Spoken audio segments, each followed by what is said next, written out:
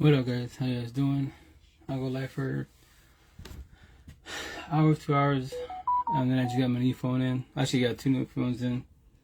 Because when I go live on 6 platforms, 6 cell phones. My iPhone 6s, the 6Ss, this is a plus. This is getting tired, so like on my Twitch wise, like last night I did a 5-hour live session, right? On my Twitch, it showed only like 10 minutes. So potentially either I'm being watched or it's the iPhone 6S, so just can't handle the streaming no more. It didn't get hot at all, but that's what I'm assuming. I'll find out once again. I got my new, I'm about to say iPhone, my new Apple. They're like, they're Android, but they're cheaper versions, but they're actually really affordable. They're, I'll show you, it's pretty nice. So I got 5 boys, so sharing my kids' vocabulary is not really there. To get like 1 cell phone, 2 cell phones, you know, it's a bloodbath. You know, they're impatient. Yes, your kids are growing up. I get that. So I bought 5 cell phones. So they're pretty affordable. Amazon, you got these. It's called a UO phone, 256 gigabyte. It's got 8 gigabytes of hardcore RAM, 8 virtual. So basically 16 gigabytes. It has a micro SD card. You put up to like 256 gigabytes, which is a lot for $130 on Amazon. Hell yeah! So that's why that's why I have all these cell phones. Eventually, I'll have 10. I have 6 right now. Actually, I have my new one 7, but I won't test it out tonight on IG yet. I gotta get a little phone stand. Probably tomorrow I'll try IG. So the intent is to be live on all my platforms. 10 cell phones, 10 platforms, and then the router holds up because the router is only it's probably streaming for only 8. 8 streams at one time as far as wireless wise. 10 I'll be pushing it, so I gotta get probably a better cooling pad. So computer talk. Geek Talk, that's my universe, right? Hey, what else, everybody? Hey, Queen, how's it going? Welcome to live. How you doing? How's everything? What you gonna call it? When you do a bunch of streaming, touch your router. If it's warm, it's okay, but blessed. Thank you. Every day, broke down, blessed. Another day. How's everything? Your side of the universe. How's family? How's everybody? How's your health? If it gets warm or hot, like when streaming, the router will get hot. So all you gotta do is buy a cooling pad. Laptop cooling pad, the more air volume, the better. So it's called heat soak. So it cools it down, and you can beat the shit out of it, and it'll take it. So it's Geek Talk. Once again, computer talk, I got you. Light talk, I got you. Good. Minded me and my friend Joe. Oh yeah, no, do your thing. Jump on, please do. I'm talking about the universe. So I've been doing these same conversations for almost 4 years, and I will do it to my last day in breath because it's not for myself. I'm blessed. I want everybody to talk relationship. I get off these platforms. I'm blessed.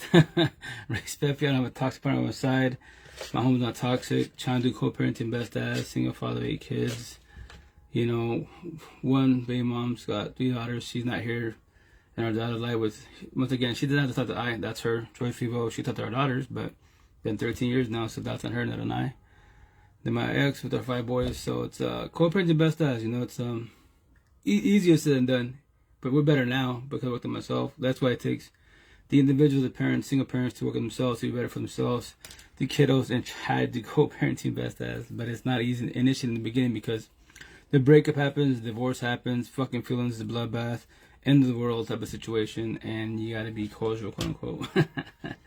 So once again, I say many times, I make it sound easy, but why? Because my support team, I had 10 live workers for 88 days. There's 10 live workers, Max's name, 88 days. I let her go in 88 days, 100%. 114, 70 later, 1,000%. So that's why I say 1,000 because why? I want everything from you. Why everything? I want your mind, body, heart, and soul of 1,000. Don't sell me a dream. Especially the potential to be like, I'm an adult, you're an adult. You've been through shit, I've been through shit. So why do you want to sell me a dream? You're a positive, empathetic person, godly, spiritual, whatever term you want to use. And you want to sell dreams, then that means that you're not ready for love. You're still doing bullshit, toxic love. I don't want toxic love. I don't want to ever deal with that shit. And an individual, especially looking where I'm from, Eastern Washington, it blows my mind when they talk about the toxic relationships. Hey, Renee, hey, Queen, how's it going? Welcome to live. How you doing? Good, how are you? Good. Just here chilling and vibing. I do. Yeah. Yeah. Welcome to live. Thanks for jumping on. Yeah. So, how was your day? How's everything on your side? And if you want to talk about anything, remember, you can take over. It's all good. Yeah, it's been good. How are you? Good. Thank you. Blessed. I thought I was going to get my hair dyed and twisted today, but I guess apparently it'll be next Wednesday. It was just a little mishap with as far as communication. She said next Wednesday, and I said Wednesday. So I showed up on Wednesday. She's like, no, it's next Wednesday. Oh, so next week. So the idea is to dye half my hair, half all white, half all black, and to get my hair twisted, aka braided. So yeah. Oh, and you can just stay on if you want to. Once again, you don't have to. It's by your own boundaries. So yeah, no, the day's good. Thought was good. Every day above ground, I'm blessed. I gotta tell a story. And as I was waiting for my, my hairstyle to show up, which once again, I guess it was off schedule type of situation. I was just there, just in this conversation with the ladies, because they be getting their hair done and all the drama, man. Like dead ass. I'm just like, and the respect when I say this in the Spanish culture, Spanish where I'm from, there is no potential. I'm just like ghetto bullshit, drama, fighting. Who's better than who, all this. I'm like, dude, y'all, I pray for y'all. I really, really do. And it's just mind blowing to me. Like, that's why they just look at me. What do you think about this? I'm like, well, that's called toxic. That's called toxic love. Like, he's a cool cat when he's sober, but when he's buzzing drunk, he's angry, shit causes shit. I was like, it sounds like you're babysitting a kid. So, but that's your choice, you will. Your relation, not my relationship. I don't recommend toxic relationships at all. But remember, to each their own. If all you know is toxic, all you know is toxic, trust. Don't overdo myself. It is what it is. I pray if I don't manifest. Which potentially, I'll be here for a minute, but if my boy hits me up, the tattoos, Bobby hits me up, potentially might get off the line. If he hits me up, then I'm going to get off the line and go get some meat therapy. So that's what I was typing actually on my computer. Like, so how everyone does sleeves, right? So majority of my arms pretty much done, but I have like gaps. Gaps. So where all the gaps at, I'm like, you know what? I'm gonna sleeve up with words. So add words where it's all bald. Like the big one right here is to be like the whole thing with narcissistic. Said it was this. When I want you to get to this side. So tonight, if we have time, and he's not limited wise, the intent to do on my left arm completely. So all specific words. And matter of fact, I can even read them off to you if you want to. Yeah, I'll read them in a minute. But anyway, specific words. The ones I already have on my neck, but they're small. So I'm having right here, so you see my arms. Let's say depression, anxiety, hate, hatred, suicidal thoughts, scared, bitter, whatever negative term you want to use. The bad side of us, the narcissist side, the scared side, quote unquote, the angry side, quote unquote, and this would be the more empath, the loving side. So once again, and then loneliness, those are bad words, right? Because I'm alone. That's not being alone. Fuck, I'm alone. 2 years. I'm next month 2 years single celibate. Right, because I choose to be like this. It's like, I choose to be. I don't want to deal with the respect for a girl that's not healing. A woman that's healing, preferably healed. That'd be a lot better because we can get along a lot better. Healing, potentially, if we do communication comprehension. But as an individual, I forewarn the potential to be. Let's say she's barely healing. She's been single, whatever, a year or two, chilling, still trying to figure life out. But she actually asks questions. Then potentially, we see what's up, but I will verbalize my boundaries. Shit out. And say, I'm up here chilling with God, Lucifer, and the heavens and all that good stuff. I don't need to work on myself at all. I'm blessed. So I'm gonna lower my standards for us. But for one, I don't need you in my life. I want you in my life. If I'm too much for you, the door's right there, Queen. You can leave whenever you want to. Don't gas up yourself. Like, you don't want to be mean to you're gonna hurt my feelings. You can't hurt my feelings. I promise you that. I don't own you. You don't need me. You should want each other, and that's it. So. Because conversations make you feel good, and that's feelings. But if you can't control your feelings, and it feels good initially, right? And then when she gets really, oh damn, like this is all I talk about. This is all I focus about life. I'm happy I'll get your product. That's cool. OnlyFans, that's cool. Cosmetic mammy bullshit. But as an individual, you're not progressing for yourself. Then I'm gonna call you out in a positive manner. Like, especially you stressing, but why are you stressing yourself? Deadass. Like, you're a good person. Then you're a good person to verbalize boundaries. Well, I don't want to be mean. Like I was hearing the Queen's talk this morning when we getting the hair done. I'm just like, in my head, I'm just, you know what? I'll say this conversation, because locally where I'm from, I'm considered crazy, so I'll let that be, So, they're talking about one girl. She's talking about my old version of myself, right? She's always had her hubby, like the cool set of wires, but hey, what's up, ladies? Hey, Queen, hey, how's it going? She has a sister that was talking about shit, talking about her wives, and then now the sister that's like 38 years old, talking shit, lives in, his household, their household, because she has nowhere to go. Something she can't get on with her moms. So he brought, being her brother, brought it and said the quick, what's up, Moon? How you doing, Queen? And now they're bumping heads up the situation. And I was like, damn. And then she was telling me that, well, not me. She was telling homegirl, like, hey, all this drama going on. What's up, Moon? How you doing? That, you know, the husband doesn't believe her. Hey, Queen, how you doing? That, you know, her boyfriend doesn't believe her, or whatever, boyfriend, husband, whatever. You know, believes the sister, believes the mom, then accuse her. You know, I mean, I wanted to jump in and be, you know, like, well, I'm gonna tell you something. As born in many cultures, yes, but in the Spanish culture, not the fuck out of it. She's doing what I was doing. He's favoring the family because that's his mom's, that's his sister and shit. And you're the girlfriend, you have kids with him, but the downfall no one taught us that, hey, you know, if you have a good partner, you know, you date your partner. Your partner and your own personal family come before your own blood family. Blood family, that's part of it, but if they're not being positive and drama bullshit, then you gotta cut ties to them. Showing love in a distant type of situation. So I'm gonna tell you what he's doing, not knowing he's chopping you down a tree. He's self-sabotaging, not knowing, because he's believing them over you, and you just had a kid, all this shit, and that's over myself. But you know what? You know what? I don't want to jump in the situation because, once again, where I'm from, this conversation on my tattoos, fuck, in the Spanish culture, Native culture, nope. Brown people, red people, this maybe the white people won't have a conversation, but once again, they won't look at me for the most part, look away because like a hoodlum and shit. It hurt my feelings. So I used to watch them, respect the lost cause. So I pray for them. That's it. What am I doing with you guys? I'm going live. I don't have to. I choose to want to, right? So where I'm from, there is no potential. This conversation is way too much for them. I told, you know, Queen, chill out. All you can tell me is this: go to church, pay, live in God's hands. That's all you got from me, right? That's all you have from me. That's not gonna work in your favor at all. But hey, go become your mother, auntie, grandmother. Do it for the kids in this culture. He's got a pretty house, a pretty car, a pretty job, but he's a piece of shit. He's a fuck boy, and the priest knows he's a fuck boy. But hey, it's okay. Your journey, not my journey. I go my day. And they're looking at me all crazy. I said that. I'm like, I pray for y'all. That's all I do. Look at y'all. Cosmetically beautiful, right? Inside, broken, nugget lost. Go to church, pray all you want. Nothing wrong with that. But you know, you're praying for the wrong person. You're probably praying for him to change his ways, right? Why don't you pray for yourself to be strength the courage to walk away? Go to that door, then we'll come back home. You're an adult. He's an adult. Somebody in the fucking universe, especially social media, will take in the fucking. I promise you that. I guarantee you that. Because you will play with a sob story on social media, and some female, like you're empathetic, they're more empathetic than you are. They're too empathetic, and they'll believe a sob story, and they think that maybe they're the one that got from all of you did. They didn't do enough. That's the reason why it failed. Let them fall on their face. Let him destroy her. I pray for everybody to go on my day. And then the homegirl's like, what does that mean? Exactly, what does that mean? That's why I tell them I'm just here to get my hair done, but I guess I'm on the wrong day. So with that said, I'll just go on my day. I pray for y'all. I'll see y'all next week when I see you. That's it. And I know already that they're like all fucking ET type of situation. I just spoke fucking biology and shit. I'm just like, I'm on the wrong side of the universe. Deadass. That's why my environment, toxic love. Fucking garbage. Fucking drama. But anyway, what's up, Moon? How you doing? I'm just like, I pray for everybody on Eastern Washington.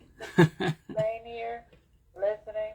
Yeah. No, it just bothers me. But once again, it's not my journey. All this conversation is not my journey. I overcame it. The healing journey, awakening journey, awakening, woke, hashtag woke. Want everybody to touch like shit. I don't give a shit how beautiful she is. 18 years old, Kim Kardashian, man, OnlyFans. I don't give a fuck. That is cosmetics. If you cannot teach me as a woman, quote unquote, religious, spiritual, anything positive in life, then I'm really respectful. I'm too much for you. You should have friends and associates, and that's it. That's it. I'm not dealing with that by my side. No, I'm not going to have a girl by my side. No. A woman that's healing, preferably healed. I can actually have conversations. And I respect you. I don't care anything about the blue pearl, the man-made world. War, it's irrelevant. Pray for the universe, go my day. Gang mafiosos, where I'm from, the ghetto hoods. I pray for them, go my day. That's their job, to run the streets. What do you want to do? Well, they have families, and as long as gangbangers can't, kill mafiosos, they don't want to be here. That's their occupation. They're not here to read the Bible. Far from the situation. So why should I worry about that? I have family and friends involved in this shit. I tell them when I see them, yo. And they already told me before multiple times, like, yo, to me, you're already dead. I'll say, what's up with you? How you doing? Keep it short with you, and I go on my day. But I'm just waiting for a phone call. Guess what? Juan's dead. Maria's dead. No way. Those angels that read the Bible and their fucking missions have passed away finally. Go there, pay my respects, and I go on my day. What do you want to do about it? Nothing. And we're like, damn, you're fucking mean. How am I mean? Because the truth hurts? They could have changed their lifestyle a long time ago, but that is their choice, you will. The dollar got them lost. That's a man-made dollar. It's not God-made. Just like, nope. Pray for the universe. go on my day. That's why I'm going live with you guys. I can talk about with y'all behind the screen, especially women that are actually healed. Boys, respect fucking your feelings. You this too much for you. Pavin, what's up, Queen? How you doing? And that's it once again. So yeah. But how was your day, Moon? How's everything with you? How's your day coming along? It's going good. Yeah? Going good. How's the hubs? Doing better today? Or misbehaving? Yeah. Really good. See? Heck yeah. Super good. Awesome. Happy to hear that. Behaving. Totally different person. That's good. That Yeah. I met years ago. That's good. As long as you stay 4 consistent. years ago. Yeah, you're talking about that. That's positive. As long as you're just trying to evolve, you know? And at the same time, just don't, like, lose yourself waiting. Because remember, it's his journey and you got your journey. So obviously you're doing a lot of respect. I'm going to say it's not a race competition, but more than him. Because, you know, us men are more narcissistic. We're not taught to have these conversations. We get triggered by trying to have a conversation about our own personal feelings of life, you know? So that's not healthy. Let's not talk about feelings. Mm-hmm. Man, let's not talk about feelings. Well, as I'm Triggered. saying, yeah, that's why narcissism, we will say man, but it's boys. Like I would talk about with other people, but like my own partners, no. I wasn't taught about that. Like it was like we're brainwashed that, you know, men do not talk about their feelings. You work hard, that's it. Only girls talk about their feelings. You know, if you're fucking bumping heads, it is what it is. Like, no, it's not, it is what it is. That becomes toxic. Trust me. And that's how you fuck up a relationship. That's why a lot of men that keep on our system, not knowing because raising correctly, we actually self-sabotage. We're like chopping down like a tree little by little until you finally give it 1,000 chances, not 1,001. So what happens? Spiritual emotion, you check the fuck out. Either cheat on me or you break on me. But then I probably can tell a soft story, but I've been pushing you away. You've been doing what? Communication and comprehension. I've been doing communication. Obviously no comprehension because we always talk about the same shit, right? But because I don't want to comprehend what you're trying to tell me. Don't do this, don't say that, you know what you're doing is wrong. Like, I'm just talking, like, yeah, you're talking, but that person is catching feelings for you. So obviously that's passing boundaries. That's their problem. That's not my problem, but if you keep talking to them, it's going to continue on and so on and so on. So yeah, you don't become the mother or father of your partner. That's when you're too empathetic and you're dealing with a person that are assisted because they're a boy and girl, they're not a man or woman. But if you want to babysit, I pray for you. I go my day, I was you. My babysitting prices are sky high. Don't babysit. Nah, fuck all that. I babysit myself. Just you gotta be selfish in a positive manner. That's that homegirl talking about the whole fighting clubs and bullshit. And one of them, I'm not saying her names on here, but whatchamacallit, you know, one of them, you fuck, she loves, you know, squabbing up and shit. And like, yep, like, yes, she's got BBLs decked out and shit. Like, cosmetically, you're on point because you're decked out. You're just because man, type of situations, you have money and power, right? But that's a friend associate. But that's like my first baby mom's. Fuck no. They're like I is. English, a guy, girl from the ghetto hoods mentality, they're ready to throw hands all day. And then when you're too pathetic, babe, don't do this, don't go out. You're fucking babysitting your partner, you know, and then you get arrested, bail me the fuck out. And I'm just watching, hearing this shit. I'm just like, toxic. And it is the reason why there is no potential Spanish girl where I'm from. Fuck all this bullshit. The other girl, she's the one's empathetic, the traditional Spanish girl, and he's, you know, her dude's in between, you know, about 60-40 type of situation. But the downfall of his situation is the family gets involved. That's the problem. That's why I'm just behind the screen face to face. I don't gotta say shit. I observe the whole universe. Easy to tell. Like, up, square. She's empathetic. Circle. He's not more narcissistic. Homegirl, she's definitely a circle narcissistic, but she has cool and positive vibes. But to bullshit and talk with, to have that by your side as a partner, if you want healthy love, fuck no. Toxic love, oh yes. Drama and bullshit, yes. I'm just like, damn. And that's a Spanish culture. Not all of it, a lot of it. Fucking partying, kicking, being wild, getting fucked up on bullshit. Love drinking. I'm just like, fuck all that mess, man. No. But to each own. If you love toxicity, I pray for you and go my day. That's it. And that's where I'm from. Once again, my environment, majority Spanish girls like that because they don't know how to be home buddies. They don't chill. All the Bible thumpers, in a positive manner, they can talk and chill. But once again, they're traditional. So my situation, my tattoos, I crucify myself with my tattoos. They're kind of those of Jesus. So my skin's tainted, so they won't even give me a shot, which it hurt my feelings. I know my situation. I tell people like, yes, you can call them a tattoo to sin, but here's the best part. These words, specific words, they're the map to life. It's the modern day Bible, black and fucking white. I promise you that. Be no other company. Anything I'm saying. The Bible is the original Bible, old school terminology wise, but I'm just black and white, traditional. That's why I'm a diamond hair, black and white. All my shit left is black and white. There is no gray for me, person wise. If you want to do gray, that's if and or buts. Have excuses. Well, I love him, but what? There's good in him. There's good in everybody, but how much will you accept to want to get, put up with them, or just it is what it is. You all only live once. Fuck it. I pray for you, and that's it. It's just like, no. And that's why I don't go in the streets, man. For what reason? My streets are horrible. Respectfully, it's hell on earth for myself because I'm just like toxic everywhere. How about this? I'll vibe with kids, middle school, high schools, and vibe with adults. How about that? No matter if they're Christians, Buddhists, whatever the fuck they are. No, because they can have conversations. So talk about God. That's about it. But like, when I call them out, yeah, she talk about God, but look at your partner, and he or she goes to church, and they're fucking up. So I know you go to church, to your God, to feel good about yourself, and you pray, that manifest. Your partner is narcissistic to change their ways, right? How much more long you been doing that for? It's a broken record. This conversation is a broken record, man. And like, you're mean. I'm like, I know the truth hurts. I know it hurts, but that's your issue, not my issue. I pray for you and go my day. You don't have to comprehend anything I'm saying. And I tell him, you want to become like my old myself?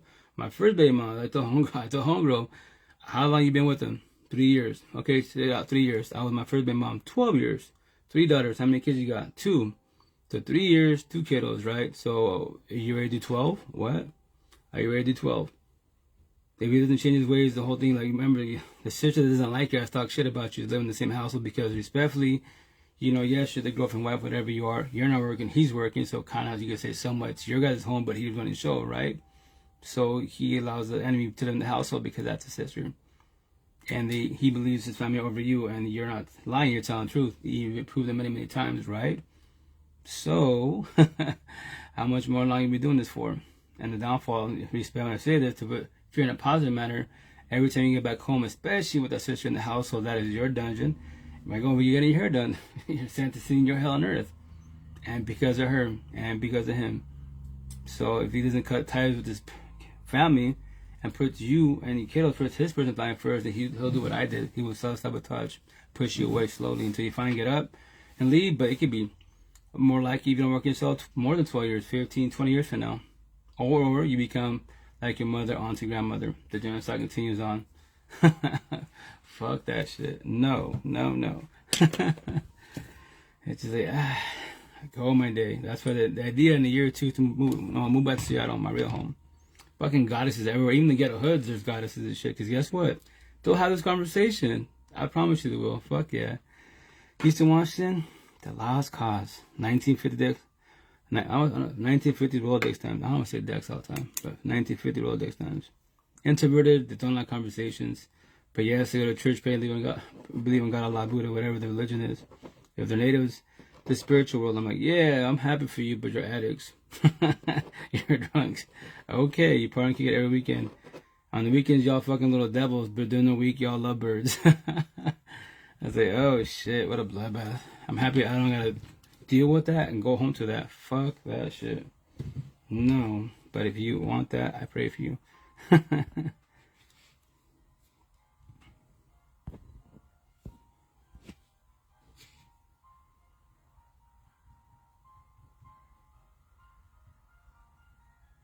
2 seconds, yeah, I'm trying to make some videos. Any plans idea for tonight, Moon? Any plans for what? Or idea for tonight? What? Any plans or ideas for tonight? No, just going to sleep soon. That's my idea and my plan. Hey, sleep's good. That's heaven on earth, man. Especially when you're at peace with yourself. Fuck yeah, even better. No toxic. I went to court today.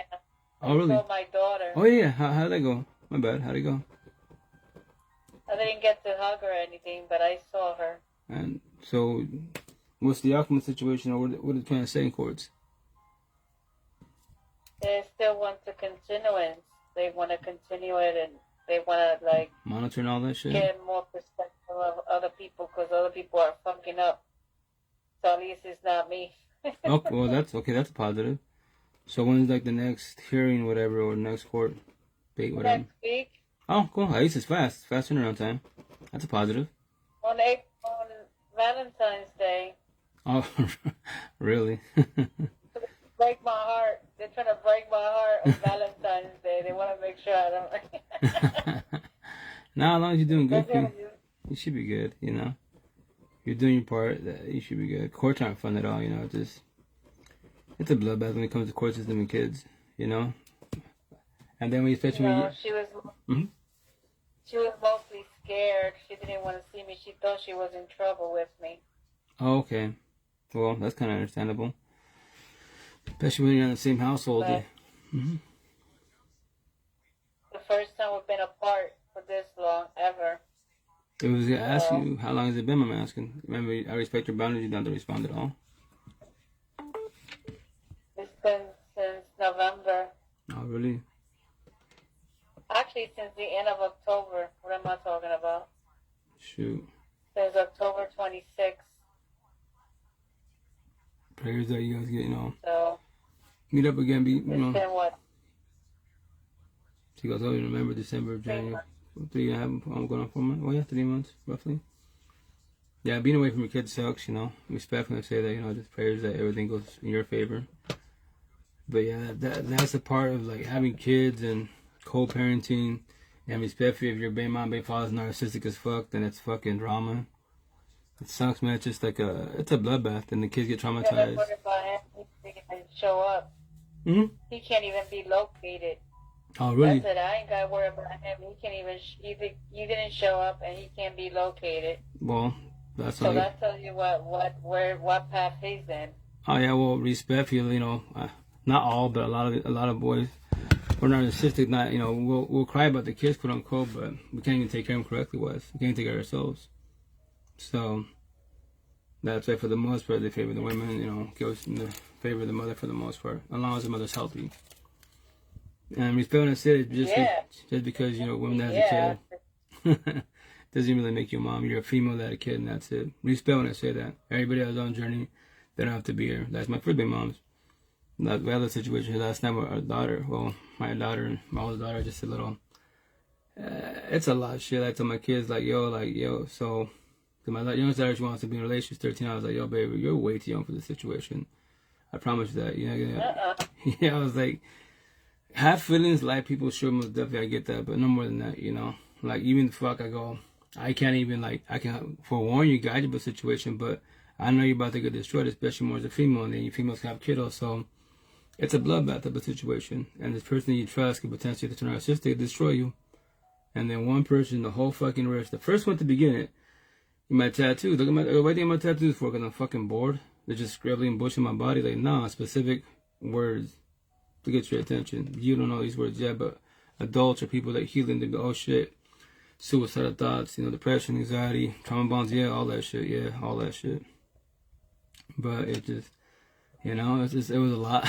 Because we don't, with my daughters, I'm having, you know, go conversations about their moms, all that. So it just, that's a downfall of the situation. Respect when I say this as a forewarning, like, in a positive manner. Like, if you have no kids, respect, you're blessed. Deadass, you're blessed. When you have kids, the shit you're dealing with, the kiddos gonna probably deal with that. What up, Jack? How you doing? How's it going? And not just a forewarning, you know, it's just a forewarning. You know? Oh, it's hell. Yeah, it's. You don't have your it's hell. It's like a total freaking silence that you can't even feel with nothing. Right. Nothing can fill that void. So. Yeah, initially, it hurts a lot. What up, Jack? How you doing, brother? How's it going? Welcome to the live. No, it hurts a lot. It just, my situation, once again, I make it sound easy because I work to myself. I'm blessed. Like, I don't need my kids. I want my kids. I know shit can happen. I could lose them all. But respect me as an individual behind the screen. I don't fall adapt to my situation. So a lot of us, as parents, we're still going through it. I want my kid. You know what I mean? I don't need it to. I don't need my kid just for my own selfish needs to have somebody to play with or take care of. Right. You know what I mean? To fill time voids that I have. No, I want my kid. Correct. Cherish time with them. You know what I mean? Like, they're part of me. Okay, no, So, most definitely. Your kid is your blood, your flesh. Correct. You know what I mean? So nothing Yeah. that can break that bond. Right. No, yeah, that's why I go live for it, to forewarn, everyone has their own stories, and especially when you have kids involved. Like, just how people, just forewarning, and like, if your relationship is toxic, it's just a forewarning to put in a positive manner. Like, one of you, both of you babies have a kid, babies get married, I promise you $1,000, the $1,000 that don't have, you will join the baby mom, baby father divorce club. And it's not even about being right, just for warning you, like, what do you mean the relationship's toxic? Do you believe getting married make it better for what, fucking 24 hours and that's it? A kid, a kid's a blessing, also a lesson, And the kiddo can't fix the relationship. You can, it'll be good for a minute, but then the stress happens, and then if you're on good terms, it's a fucking bloodbath. And every kid deserves to see their parents together. The downfall is, like I tell my kids, and many kids I talk to, you know what parents are going through. I'm talking to you guys now because I worked it myself. None of my family taught me this shit. None of my family is zero. I got one blessing, and that's good enough for me. And that's your little one? That's enough work. Yeah. Yeah, just one. Yeah. And you know what I mean? Me dealing with my bipolar, trying to get to know myself, it's really strange. Because, you know what I mean? Like, I'm getting used to just being alone and stuff, and it's all right. Yeah. You know what I mean? It's okay. The silence is, sometimes it's good. Bueno. Sometimes it drives you nuts, but... No, I haven't gotten yet. No. I told you I'll go before 9. Okay, let me know in a minute. Just let me know. Just shoot me before 9 o'clock, huh? Alright, cool. Alright, then. Sorry, it's my nephew. I chip on my nephew, man. Like, he lives next door. Okay, you're fine. Yeah, just because he's coming back from doing a errand type situation with cattle and alfalfa, so he's just dropping a load. So if you go to town, get some def, and if you bring me some food, I'm like, yeah, I'm alive, yeah. Give me like an hour, I'll go do you a favor and shit. Say cattle? Did I hear you say cattle? Yeah, he does farming type of situation. So he goes to the auction, buys cattle, flips them, and then he sells alfalfa, hay type of situation. So that he's doing good for himself. For being 18 years old, barely graduated, he's doing really good. A good little hustle. He's doing pretty good, So, yeah, I gotta do that. How do you flip a cow? You buy them also for cheap. You buy them for cheap, and then you maintain them and just flip them. Flip it over first? Yeah, a lot of farmers locally or Idaho or Oregon, they'll buy him and stuff. And he has some cat from Canada. He comes from Ottawa, Canada. So this cat, he's young also, maybe like 25-ish. He does the same thing. He's got a big ass trailer, so he'll buy him on Craigslist, Facebook type of situation. So my nephew hooked up with him, and all he does is he buys them locally. What's up, Jack? And he sends the pictures, and he's like, this is what I got, this is how much it is. So homeboy gets her, pays for them, right? And then he goes to Oregon and sells them to another farmer down there. So yeah, it's a hustle. But it's illegal. That's good shit. Yeah, no, hey. What up, Jack? Hello. Is that about, like these people who are, really obsessed with organic meat? Some of them are, yeah. So at the auction, you have your like dairy cattle, then you have like wild cattle, then you have organic cattle. So yes. So that's why the people that are buying them, flipping them, either for themselves, to grade themselves, to flip them, or meat for themselves, or they sell to companies or business type of situation. So yeah, basically was. So yeah, but like like any auction, it's about the person has the pockets. He or she, I don't understand that. Oh, my nephew. He's a male. Yeah. Yeah. So does he raise these cattle? Some of them. So he'll buy them, take care of them, baby them, and then until he has a buyer. So sometimes, for the most part, like when I was wintertime, so it's a lot slower. So I have them for like a couple weeks, a month tops. But like spring, summertime, oh no, for some reason it's seasonal. So spring, summertime, no, the same time he buys them, he posts them, and they're already sold. And the customers coming here, or he'll charge extra to drop it off to them. Because some people, we're from Washington State, so he'll go to Oregon, Montana sometimes, Idaho, California.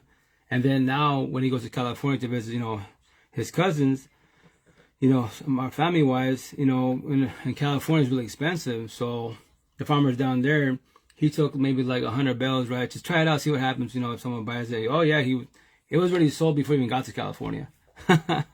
So he's doing good. That poor cow was already on his way out. Yeah, basically, yeah. So he's doing good, for being 18 years old, graduated, he's doing good for himself. Mm-hmm. Yeah, but where did this, I don't know, I mean, if he's so enthusiastic in this field, where did this enthusiasm come from? Oh, where'd it come from? It being interested in cattle and stuff like that. I mean, people who get out of high school and shit like that. Mm-hmm. I mean, how many people are interested in what he's doing? Locally, not too much. There's some, but once again, like, he just vibes with the farmers, basically. He bought them initially for himself, and then he's like, oh shit, to feed them, graze them is kind of getting expensive, and now they're basically like pets type of situation. So he posts them for sale, and as soon as he posts them, it's sold, that's what got him into it. Oh shit. Then he started investing about auctions, and yeah, that's what he does now. So he has background.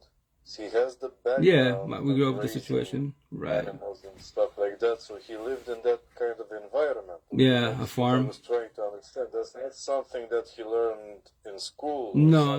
Well, right? the schools over here, they have FFA, which is farming type of situation. They'll teach you about that. If you decide to take that class in high school, you don't have to. It's an option.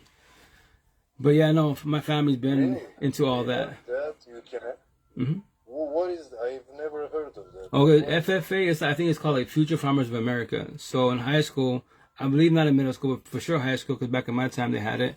They teach you about farming, like, agriculture, take care of the land, basically become a farmer, and then if you want to do cattle, graze it, and they teach you just like farming 101. Mm-hmm.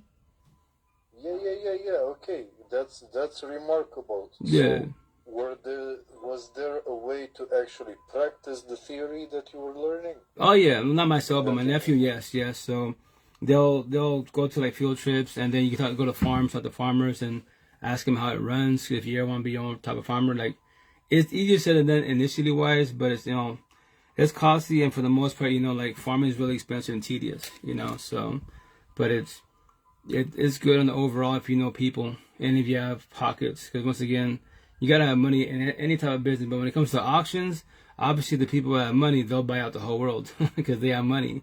So they have money and power. So, but he's just there. He's just a smart shopper because he knows what the people want out there. So he does good for himself. That's what I tell him. You're doing good. He just graduated from doing like trucking. He wants to do it long, not long haul, but local semi-truck driving. He's like, why don't you do that? I go, I can drive. It's the people around me that can't drive. So I'm not respect him. I'm not doing with that at all. So. And me personally, I want to get paid for what I'm doing. Go on live, be a podcaster, talk about life. So, yeah.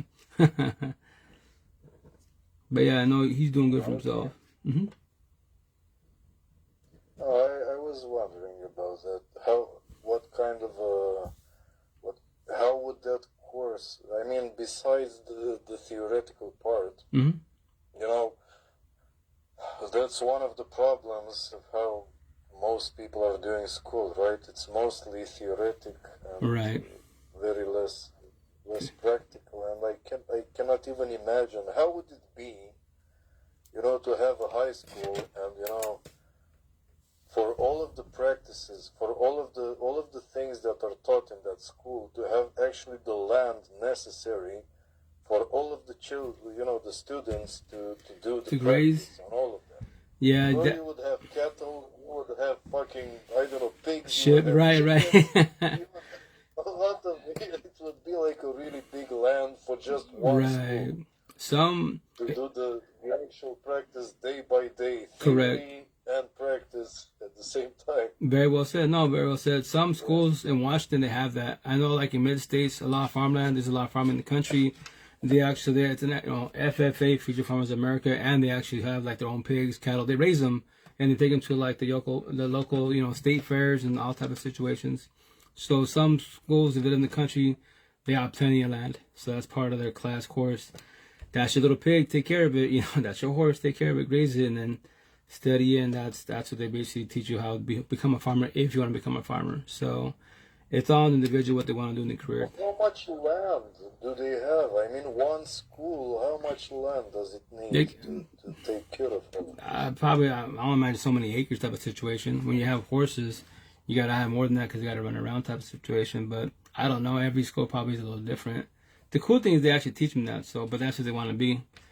So, like where I'm from, Eastern Washington, state of Washington cut in half is we're known for agriculture and for dairies, cattle, you know, farming type of situation. That's all Eastern Washington is known for. Like state of Washington for apples and cherries. That's what we're known for. Because of Eastern Washington, not because of Western. Western Washington, that's more, you know, 2024 is geek techie town. Amazon, Microsoft, Boeing. It's techie town. So it's like night and day type of situation. So it's about the region. So born and raised here. The idea is potentially in a couple of years move back to Seattle, my real home. Because respectfully where I'm from, it's a lost cause and there's no potential. Especially what I talk about. So Seattle, please. There's conversations every day above ground. I can travel, walk the universe easily. Hey, what's up, Queen? How you doing, Queen? How's it going? So yeah, but once again, like I told my nephew, you're doing good for yourself. You know, he's doing good. Then my pops, he's got money, so he's good. So it all fell into place for him. You know, my father wants him to take over the farmer's market and do the farming for him. My nephew's not really fond of it. I was like, just do it for the time being if you want to. Not then do you and that's it. Become stable. So, you know, he'll figure it out. And then, but I like to give him shit because I'm a pops. Once again, he's well off. So, you know, his girlfriend, all Mexican culture, the traditional ways, right? So I'll give him shit like, you better be, hey, babe, boy, you better fuck around because, you know, because she wants to get married. I was like, we're too young to get married. We just graduated. We both graduated. You want to get married. But I was like, babe, boy, you're dating the old school Mexicano, the old school culture type of situations. They don't give a shit how young you are. You know, you're ready to do this last day in bed type of situation. And I like to give him shit in front of his girlfriend, right? Be like, remember, baby boy, you fuck around, fuck up. You see all this land? You see that? You see your dog? This pretty house? When my pops passed away, more likely this would be all yours. All this land, 40 acres and everything, right? You fuck up, she would take everything. He said, I'll just do a prenup. She's like, we're not doing prenups. What, you gonna fuck up or what? I'll be laughing. I go, wait, boy, don't fuck up. You be okay. Why the fuck get married in the first place? Why can't they just stay together for the rest of their lives if that is the case? Right, but do they need some kind of contract for that? Well, remember when it comes to like different cultures, some cultures they want to do like, you know, you get married young. I know the fucking culture, but right. You know, when it comes to culture, usually right, just about everything in life. Man-made, as you call the man-made bullshit. Right, so, right. You know, are they able to see beyond that bullshit, or are they just stuck into it and they don't even want to my nephew, he would do it like, okay, we'll give it, you know, a couple forever, my boyfriend, girlfriend. But she's traditional. That's why I told him, baby boy, you know she's traditional. What do you mean? She just ain't a regular, like a Mexican girl. Like, she's traditional. Look at her family. They're all traditional. Look how long their parents been together. Probably not the best relationship, but still together. Like my parents and so on. So she's traditional. So you're going to be with her, expect traditional things. You know, get married at a young age, have kids and a family. You ready to do all that shit? Just, kids, I want... Well, you're not ready for kids more likely, but she probably is. Because remember, because that's what she's taught. Traditional ways. So you're not married just respectfully. She's born in the States. I believe, don't call me now, I believe she's born in the States like I am. So we're called Chicanos, Mexican American. But her family, like my family's from Mexico also, but we don't go by, well, we're taught it. I didn't go by it, you know, at all. So, you know, so I go, but you can tell she's traditional. So she's going to get married, have a family, everything. And if you're not ready for that, then you better have a good conversation with her and, you know, figure this shit out. Mm-hmm. Yeah. Figure this shit out, but that can take a lot of years and a lot of suffering. If you allow yourself to. If you allow yourself to get to that point, yes. But you know, it's on the. Well, you are taught to. You've been indoctrinated to lie to yourself. Right? And, correct. So why? How did you get out of the Mexican tradition or whatever? Tradition? Well, after my last breakup, what happened to you? My situation in 2020, right here, May 3rd, 2020, I died. Not physically, spiritually, emotionally, mentally, the relationship failed, it ended, etc. So I fell back when I dissected, figured this out, how it functions. Like, I tell people, if tradition was working correctly, why is it a bloodbath? Yes, your parents, aunties, grandparents are together. They're miserable as fuck. Typically, the female is, right? She wants love and she offers love. The manic boy, more narcissistic boys. These questions, because these questions are not as bloodbath. Common, right? We see all around us, right? Exactly. We see like aberrant behavior all around. So correct. If it were after what you're saying now, that would mean that all of us should ask ourselves the same fundamental questions. Correct. If the dogmas, if right. the rules are so correct, right. why is there shit all over the place? Exactly, and that's my point being. So everyone, they call it the healing journey. But so when they're ready to, asking that way. right, and that's to each stone. Like once again, for the most, I'm not saying all. A lot of women are more empathetic. They start the healing journey. Women support women. All that great jazz, right? Men, for the most part, were more narcissistic, aka boys. We're not talking about healing journeys. We just move the fuck on, get another girlfriend, party, kick it, whatever. There is no healing journey for the most part. So my situation, I was, like, I know I'm not a bad person. I'm not the best person, right? But why did the relationship fail? So the 5 W's: who, what, where, why, whom. I'm tired of all these fucking questions. The relationship failed. I had to try this co-parenting. Trying to be single father / mother at the same time because I don't have a partner. And wing this shit, but there's got to be answers to situations. And we Spanish say this, nothing against God, but in the Spanish culture, we'll pray, leave in God's hands. I'm like, so that's all you have for me. Pray, leave in God's hands. I've been praying for all this time, putting God's hands, and respect He hasn't, gone in my favor type of situation. So I had a support team. So my situation, I got blessed because what am I doing? I'm on live. I went on live on Facebook and IG, Instagram first and foremost, before TikTok, without gas, before any other app. So my situation, what's up guys? I got blessed with the support team. I had 88 people here that says 10 live workers for 88 days. I can call them, text them, video chat, audio chat. For 88 days. So I had blessed with the support team. That's why I can ask them questions, because it was healing, or they were healed on certain subjects. They'd be like, I can answer this. And let's say I ask a certain question. That I know of that question, I don't know the answer, but guess what? On my side, I got a support team. Let me talk to my people and so on and so on. So I had sources basically. So you found people. Support team. Like some sort of, like some kind of an AA meeting, with a lot of people. Yeah. And share things around, and let's see who knows better, and let's learn compare from notes. each other. Yes, basically yes, a support team. Yeah, so like. Okay, what made you to look for this kind of people? Well, here's the kicker. It's not like you actually went towards, you actually search for, I'm fucked right now, so therefore the next decision would be to find some people who are actually, wiser and more intelligent and blah, blah, blah, right. Mind and shit like that. Correct. That doesn't come immediately to mind. No, you don't really know what you're looking for. Most people don't really know what to do. Correct. Very, very well said. So my situation, Jack, I didn't go looking actually. So what I was doing, I'm a geek techie. I've been doing live sessions, but only about computers. Now I want to talk about life, right? So when I was in my live sessions, one of my boys, one of the kings, he's basically my brother type of situation, right? Born and raised with him, all that good shit. So he was one of my support teams. He actually, no one's that believed that, in the astrology world, spiritual world, he does tarot card reading. So he actually read my cards. I didn't speak to him for about a year. And then he hit me up, hey, you going through shit, huh? I was like, either I read your cards, you're going through a lot of shit. I was like, yeah, I'm fucking going through a breakup, feel like shit. So I'm gonna come and stop by and visit, say what's up, cool. So he's one of my local support teams. Then 3 of my customers, computer customers, I know of them, they're not like friends, no, they're associates. And they saw me, I was on Facebook Live, Instagram Live, so they DM me, on my IG, Facebook.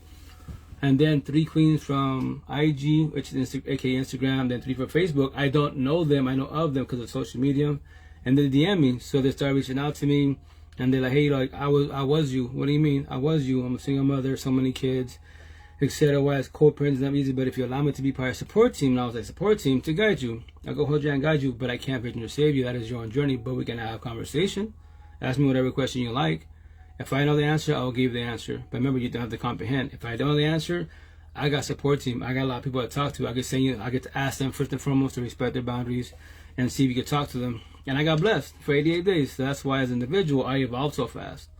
So that's why I say what I say. That's like my tattoos. So that's, and these tattoos are fresh. These are only maybe like a year old. Because this is a way, like, how do I know what I'm talking about 1,000. Remember, everybody, I tell you, if you believe whatever you believe in, don't stop. Even if they call you crazy, let them, who cares? It's just fucking words. They can pretend to call you crazy, but if you know you're blessed, you're blessed. I tell people behind the screen, I got up these platforms, I don't got a toxic partner. My house is not toxic. A lot of people behind the screen, you guys are going through a lot of shit in life, like I was. So, I just talk about them, that's it. So I'm just trying to help you guys. Your 4 walls, every day above ground, the real war is the person mirror. First, yourself first and foremost. Not the man-made wars, it's not God war, so that's man-made war. So, pray for the universe and that's it, but worry about your war. The person mirror, first and foremost, a lot of us hate ourselves just like ourselves. And then your partner. If you're in a toxic relationship, that's the second war. And you just woke up. You went to sleep, you woke up to the same person, same shit, same drama, same traumas and shit. And that's fucking one night of many years, babies to marriages to be. Years. Fucking years potential. I don't recommend that. That's why, you know what? That's why I said back then, almost 4 years ago, like all these W's, the 5 W's, who, what, where, why, whom, there's gotta be answers. There's gotta be someone that knows something about this bullshit. Not respect when I say this, I am not knocking on God. The Bible's there, yes. I know it's a map to life. I comprehend it, right? But, there's gotta be a fast forward version of the Bible, and then someone that knows the answer or knows of the answer. So I got blessed, and that's why after that, I was taught, pay it forward. What? Like I told me, king, queen, I don't have no money to give you. I'm a single for 8 kids. Like, I don't want your money. You're on social media. That takes a lot of bravery to be on there. I commend you for that. So everything I taught you, just pay it forward. What do you mean? Everything that I taught you, you actually comprehend. Pay it forward. You're on social media. Share my notes and knowledge and wisdom to the universe. And that's what I do. So that's what my personal notes, their personal notes. That's why, they told me, I can't fix you to save you. That is your journey. What? It's all we can do for each other. They're telling me this: heal, guide, support, uplift, forewarn, show my love to each other. What am I here doing? Why did I reach out to you? I didn't have to. I chose to want to because I was you. Going through a breakup. The shit you're going through, the same thing. You have more kids than I do. And yes, each kid adds more pressure. But, when I was your situation, I had nobody. You told me you have 10 people? Yeah, you're fucking blessed with 10 people to talk to? That's awesome. You're doing really good for yourself. A lot of people don't have shit. Or maybe have 1 or 2, something's better than nothing, but the more the merrier. And that's why I decided to start doing more lives and tell a story. I'm not a victim, I'm not a warrior, I'm a survivor. I was. That's my old version of myself. Now I'm just chilling, woke, love the universe, big Care Bear. I won't ever be in a toxic relationship. I don't need my partner, I want my partner. Each on one side. Match energy, not take energy. If she takes energy, trust me, I know how to realize boundaries. I know how to say no. I know how to be mean to her, she be mean to I. Because it's my life, it's not her life. So she does her, I do I, and we're blessed. And remember, as a forewarning, to scare people in a positive manner, to put fear in you, anyone could leave, anyone could cheat, anyone goes that is their choice, free will. Nobody fucking owns nobody. So if they leave, goes cheat on you, what are you going to do? Chase them? Look for them? Why? That's not your kid. That's an adult. You're an adult. Everybody has free one choice every day above ground. So what are you doing? What are you choosing? So yeah, that's why I say what I say to the fullest. Just trying to understand the order of the events. Okay, so it was first the breakup. The breakup. The breakup, but you had already this affinity with talking to people on the internet and all of that, right? Right, with computer talk. Before the breakup, it was computer talk. So nothing about life, none of my tattoos. Only tattoo with my ex's name, MGK lace up in my stomach tattoo says "fuck haters." That's it. But nothing. How do you say I don't know the word. I mean the basis on which. The next phases? people that that group and all of that, right. The basis of what you built before, who were supposed to help you and actually help each other and all of that. Correct. So you had already that kind of basis. Most people didn't have zero. I know. I got blessed. No, very well said, Jack. That's why I was already in social media, right? My story is pretty much factual, but you have to go fucking to my Facebook gold right here, my tattoo, May 3rd, 2020 I died. So from May 3rd, 2020 and on, all about, my kids, co-parenting, toxic relationships. I was calling my ex a narcissist, all the good shit. Prior to that, I'm a geek tech, I work in computer, so I would post computer talk, laptops, desktops, teach everybody how to work on computers. Easy as fuck. Nothing about life, nothing about corporate, nothing about relationships. Zero. Absolutely fucking zero. If you saw any pictures of any of my platforms of my kids, I'm ex because she tagged me in it and then I posted it. Did I take pictures of my kids? No, not really. Did I have pictures with her? No, I didn't. No, not really. So after the breakup, that's when it hit hard and I was like, okay, back to square one. I gotta figure this shit out because once again, I'm losing my second family. I'm not the best person in the universe. She's not a bad person nor am I, but we're just bad for each other. Why? Why did the relationship fail so hard? With her, I mistreated her to the fullest. So I want to figure out, okay, why did I mistreat her so bad? And that's why my support team, they reached out to me. So I was blessed every which way, and that's what I go live for. Because once again, they told me, I even told them, chill out, you're my support team, right? Yeah, can I ask you a question? Please, ask all the questions you want. So you're spending your time and reached out to me on social media because that's why I preach about technology. How we all talking here? How we vibing, commenting? Social media, Wi-Fi network, many things in a positive manner, right? So with that said, you're teaching me all this, right? So why don't you go on social media? I'm going through a breakup. I'm talking to you about like a bitch and shit. So why don't you do this to some, for the universe? And they told me they're like, well, first and foremost, there's actually rules in the universe. Like, what do you mean? Spiritual talk. What you're saying too much. People that are narcissistic, the elites, quote unquote, they don't want people to wake up. They want to be little fucking blue pillars, matrix talk, and they don't want to evolve. So, for example, like that's what's the analogy, which I said the analogy that like they taught me. All the ghetto hoods of the universe can become the suburbs if everyone got along. But they won't because it's bullshit, pride and ego and bullshit. People are narcissistic because they're fighting over mammy bullshit, gang mafiosos, cars, Gucci and Prada.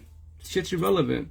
So the elites make money off that situation. So if you wake them up, the ghetto hoods, to be better for themselves, show their respect to each other, they don't have to be religious at all, but it's more love, respect, and the ghetto become the suburbs. Then what happens? The elites lose money. So with that said, that's why I don't go. I don't do what you do at all. I commend you for what you're doing, but I'm forewarning you.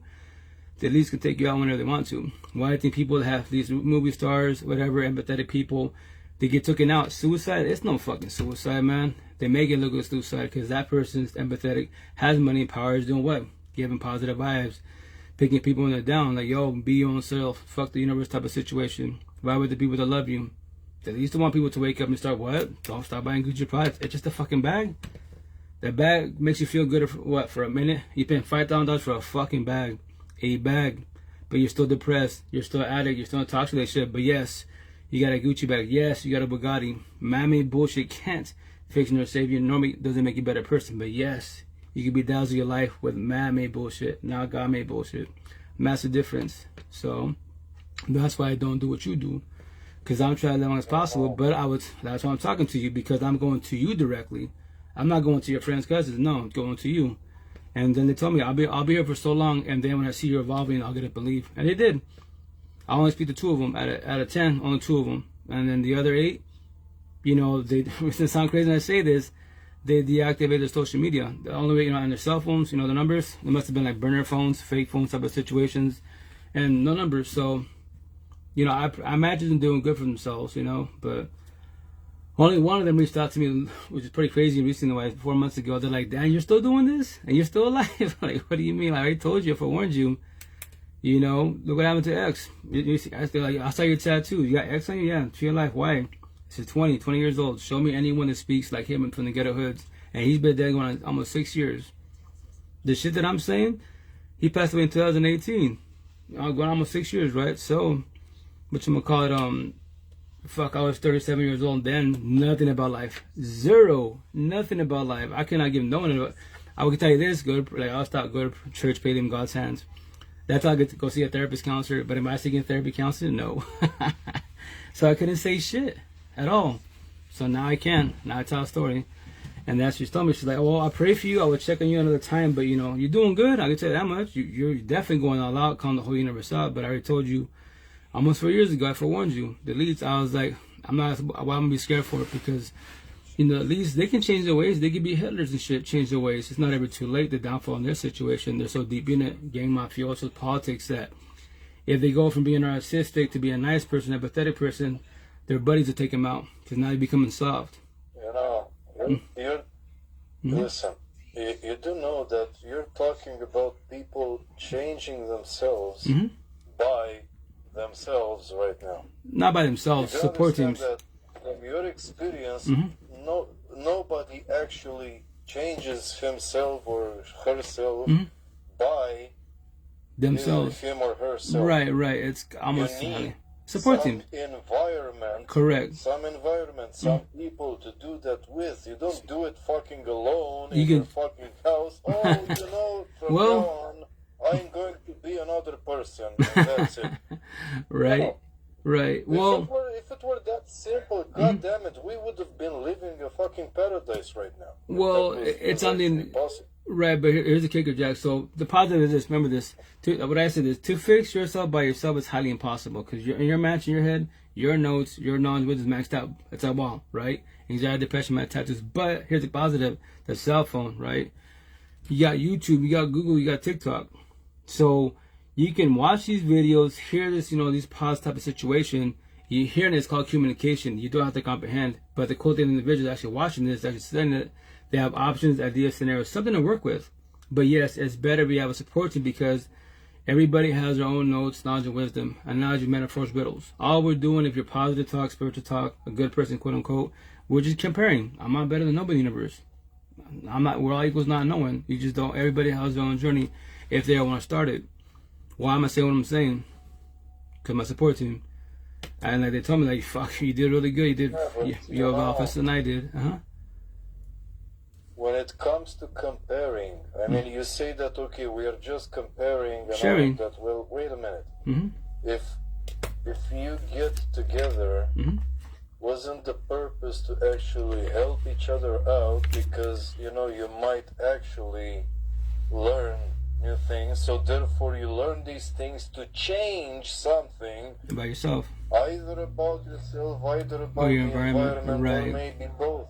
Correct. Who knows if That's you're the smart intent. enough. Very well said.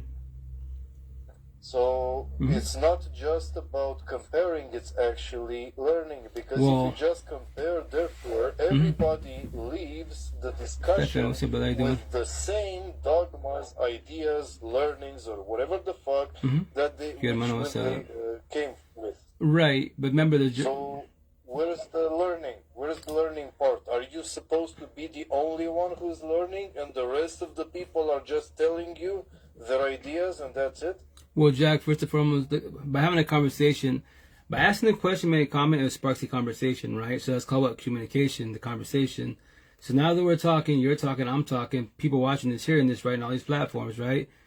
If no one has to comprehend shit, zero, that is their choice of will. But if they stay here and listen, they have options, ideas, scenarios, something to work with. Something, you know, I might say it, Jack might say it, Stefan, anyone on the other app might say some shit or comment something. That's a positive.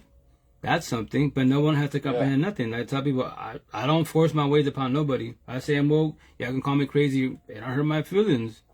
I'm blessed. So as an individual, I just want to hear your stories, your notes, your knowledge, wisdom. Everybody has their own journey if they want to start it. And I just preach about show the respect. I will show the respect. Please don't Bible thumb. Don't force your ways upon I, and that's it.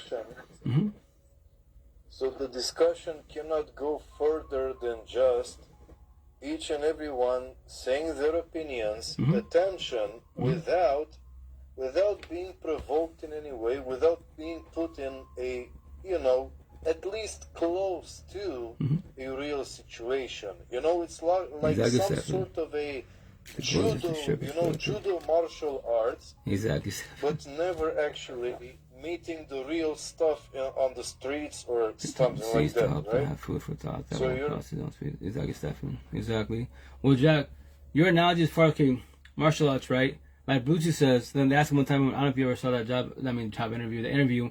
Hey, Bruce Lee, if you had to fight so-and-so, you know, do you think you would win? He's all, you know what he told him? If I have to fight, because I do martial arts, right? But if I have to fight, I already lost the war. No one's got to get physical. No one does. You only reason as adults we get physical because why? We got triggered by words, feelings, conversation, the fucking truth.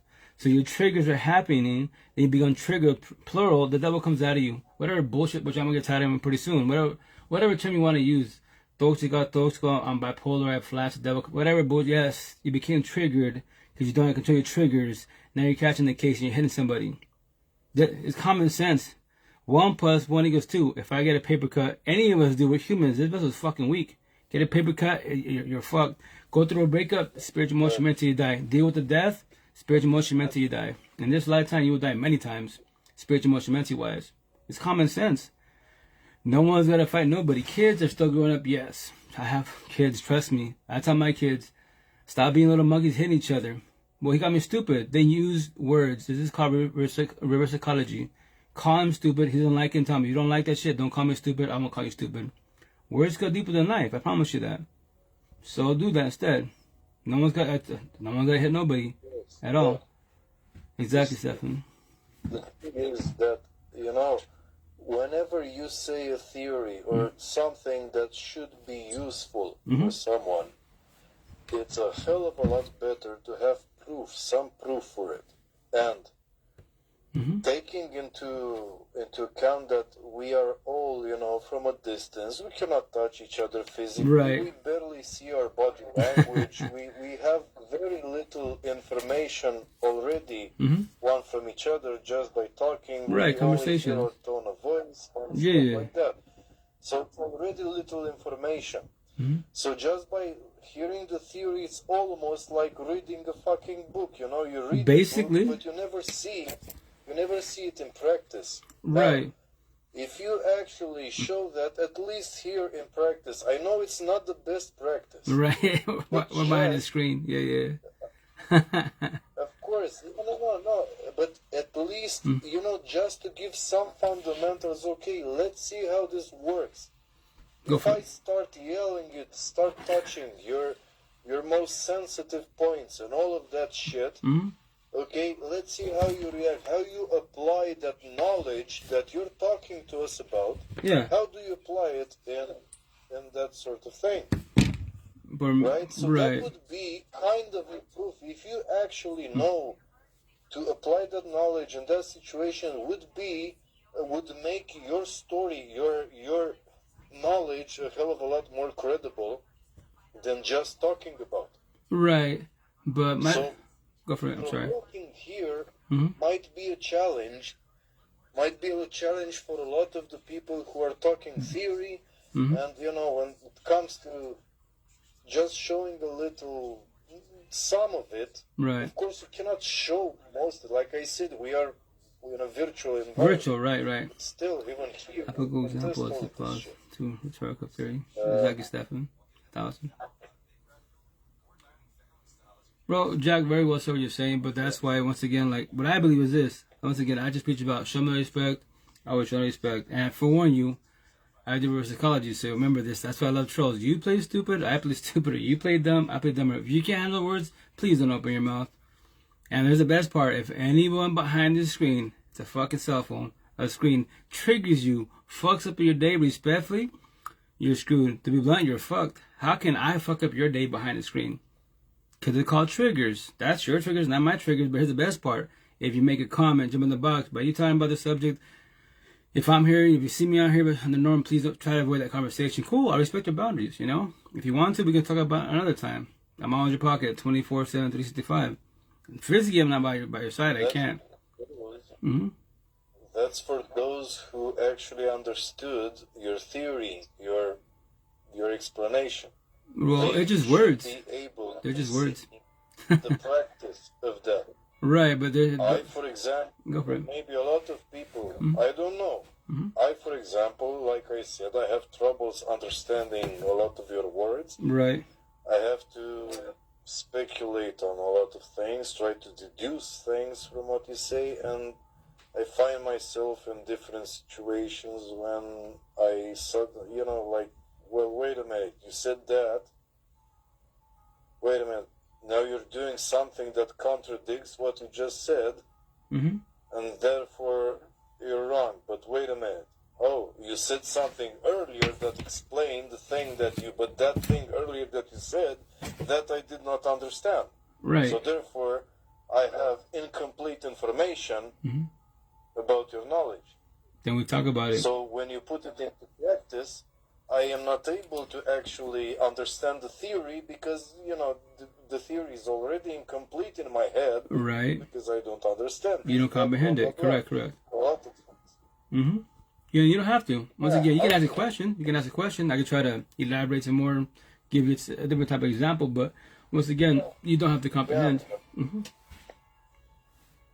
Yeah, I know you can. I saw that you can. The thing is that unless I have translations, you know, subtitles below it, Right. Right. Yes. I know, Jack. I know. You're not here to give answers. Simply perspective.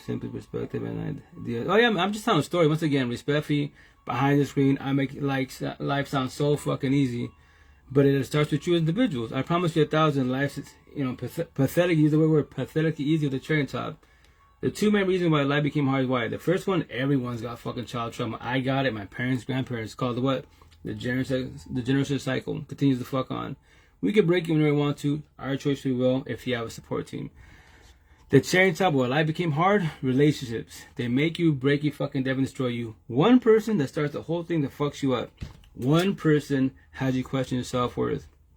You have a family and you lose your family and it falls apart. Yeah, you question your self-worth. You have suicidal thoughts. The devil comes out of you and fucking you see a problem with somebody else. You fucking have these negative thoughts of chopping people up, and that's a thought. Keep that shit at bay as a thought. Do not pursue the situation. Because Bible talk behind my ear, documented by Bible talk, right? Who's your first narcissistic, sociopath, psychopath? Cain killed his brother Abel over what?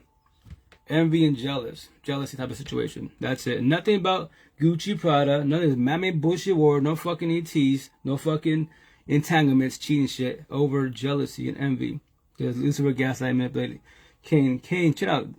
See God, the Almighty, He loves your brother Abel a little more than you do. What are you gonna do about it?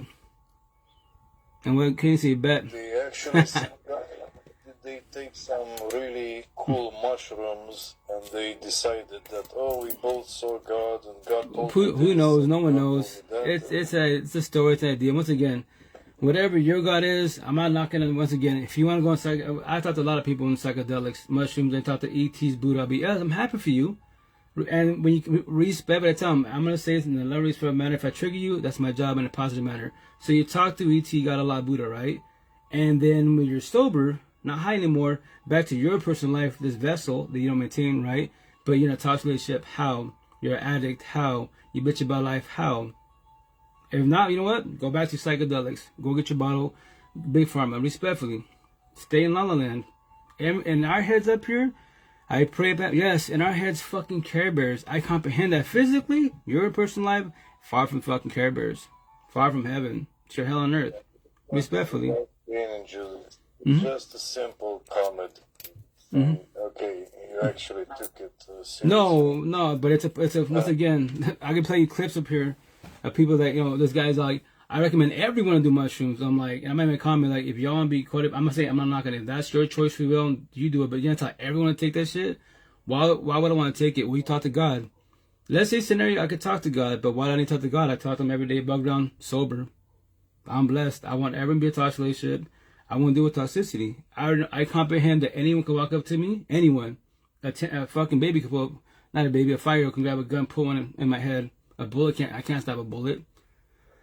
Anyone can fight and whoop my ass. Yes, I comprehend that shit. That's common sense. But can you use your words to destroy me, traumatize me? That's the question. Fucking words. I challenge you. They're just words. If you can handle words, then there's your problem. You should work on yourself. They're just fucking words. But that's why words cut deeper than a knife, and that's all you, not a knife. The overage myself, I love to debate in a positive manner, right, to a certain extent, but about mammy bullshit, black versus white, yellow versus the good versus, fuck all that bullshit. That shit's irrelevant. It doesn't make you a better person at all, I care about you as an individual. And number one, how you doing? I care about how you're doing in your life. Are you happy in life? If you're not, why aren't you happy in life? And you get back about Gucci and Prada, my house, my car. I'm a scientist. I talk to ET. I'm happy for you, but what about your personal life?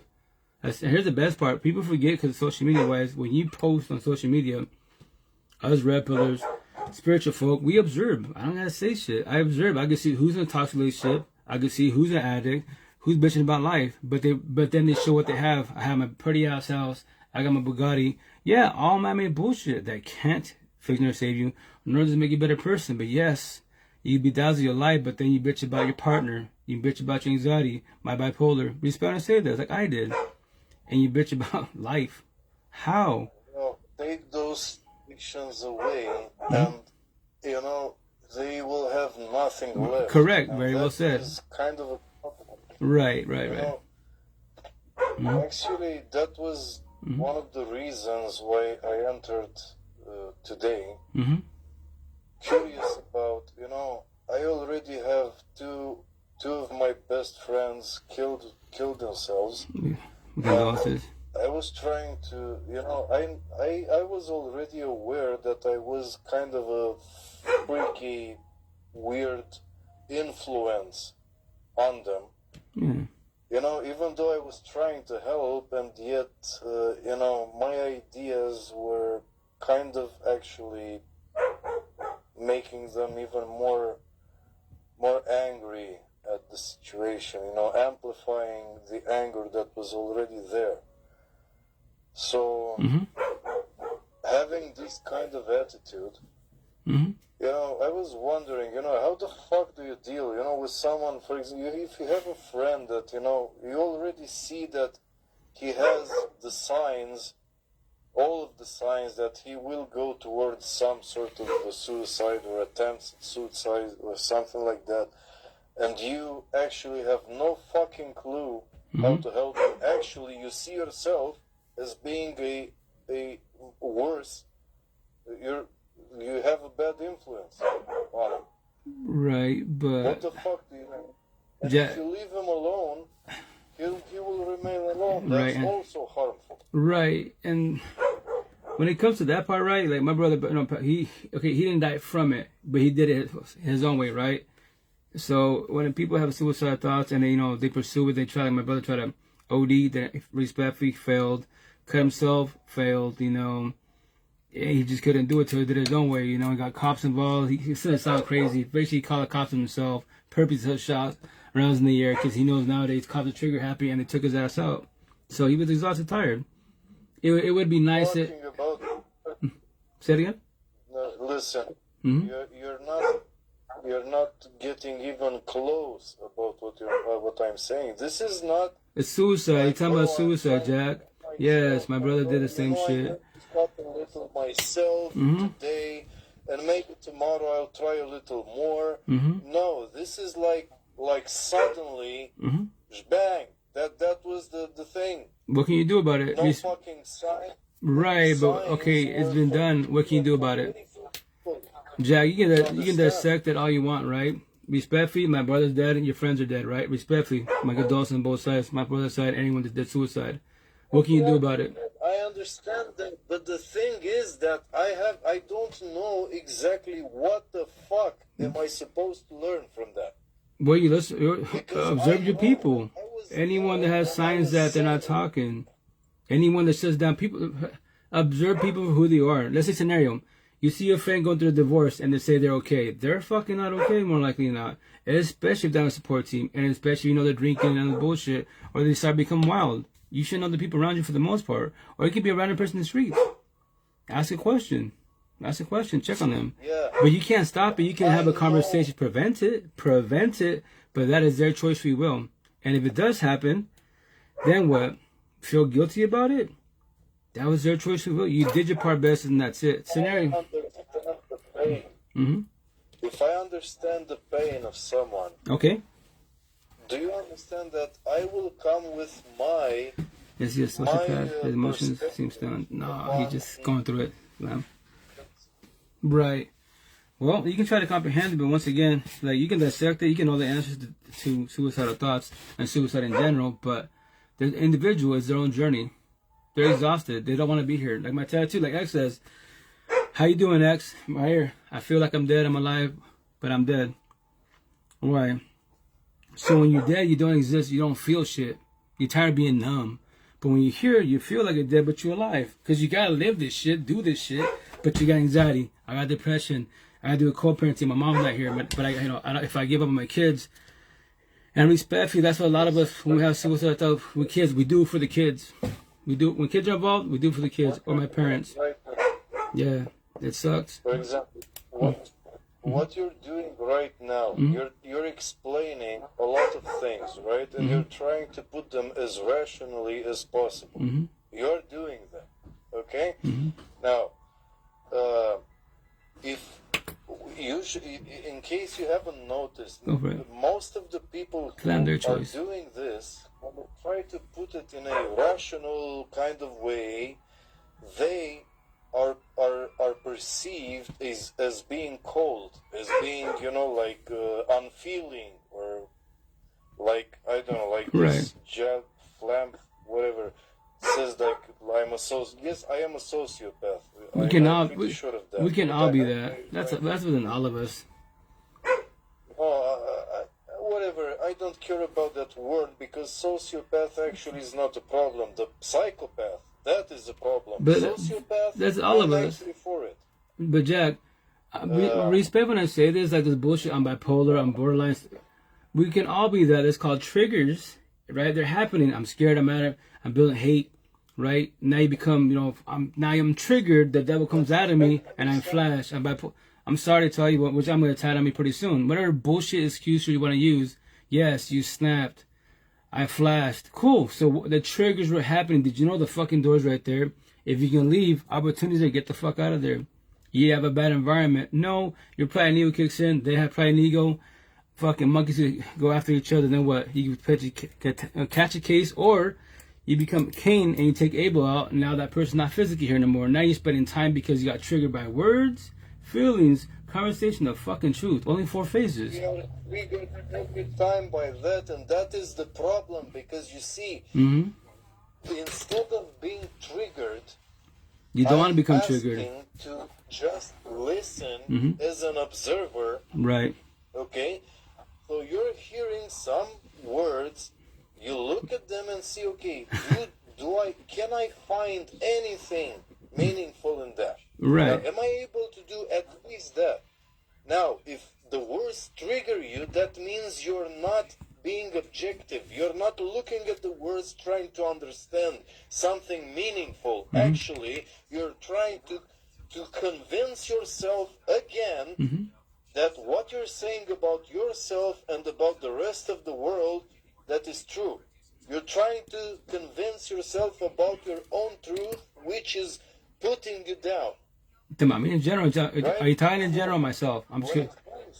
Jack, to be on the same page, are you talking in general or are you talking to me? Just to be on the same page. No, of course I'm talking in general. Okay. This is just making most sure. of the times. If I'm going to say something about you, you'll know it. Right. Okay? Exactly. Something about you, you know it. Right, exactly. But this is, of course, general, and I've seen this so many times. A lot of people I encounter. Listen, if there are people who consider me being cold, like, some people said I'm a machine or something like that. Okay, fine. Listen, the machine, encountered people who are more of a machine than I am. Right. and I, of course, I had the same feeling, the same trigger, as we call it trigger. That means that I was not able to be objective about what these people were talking about. So I was not objective at first. First I was triggered, I reacted in my stupid ways, and then I went home, and then I thought about it, and that is when I started being objective. So it's a different way. But when you're right there when you need to ask the right questions, the most rational questions, so you can understand what these people are trying to say, you're not able to, because, you're triggered. Something happens, you're full of shit, you're fucking nonsense. That is not what I was asking. Right. Right, but that's why you keep the triggers at bay. Anyone who becomes triggered, it's over. Was it their fault? because they were analytical, because they were trying to be rational, and they were actually really trying to help you in the best way they knew how to help you. Okay. Other people might say, you know, in that situation, you should give him a hug. That Right. would have been better for him. If they're ready for the hug. And you know, mostly no information. Right. A hug Correct. gives you a temporary relief. Correct. Almost It's a definitely. temporary drug. Right. It's beautiful. It gives Soothing. you not more than that. It doesn't give you that much of an information. You're not learning that much from that. You're just learning It's to repeat it's energy. a pattern that seems to help, to give temporary help. It's Right. like a pill It or feels a- good. The physical touch feels good. Love feels good. Correct. And I'm not saying not to do it for fuck's sake. I'm an addict of most drugs for fuck's sake. Do them, but do them with fucking wisdom. Love. Right. Don't use drugs like a fucking idiot just to try to avoid your problems. Right, the For fuck's sake. feelings. That's too easy. Right, well, that's why I have, broken hearts is toxic love numb. You don't want to feel your feelings. You don't have to. Your choice, we will. But, like, to trigger people in a positive manner, how many years of your life be running from yourself, from the person mirror? And respectfully, you can set all the goals you want. You can brag about everything that man made, but when I tell you I'm happy for you that you got this Gucci, this down supercars, OnlyFans, big old mansion, career. But I've been watching your social media. You bitch about your anxiety, depression, toxic relationships. Your kid's not here. So why don't you teach me about your life? What? Now I got personal. Now they get triggered and shit. Fuck you. I'm like, it don't hurt my feelings. I know it's a question about your personal life. You will brag about man-made things. You will not ever brag about your personal life. Why? You consider that their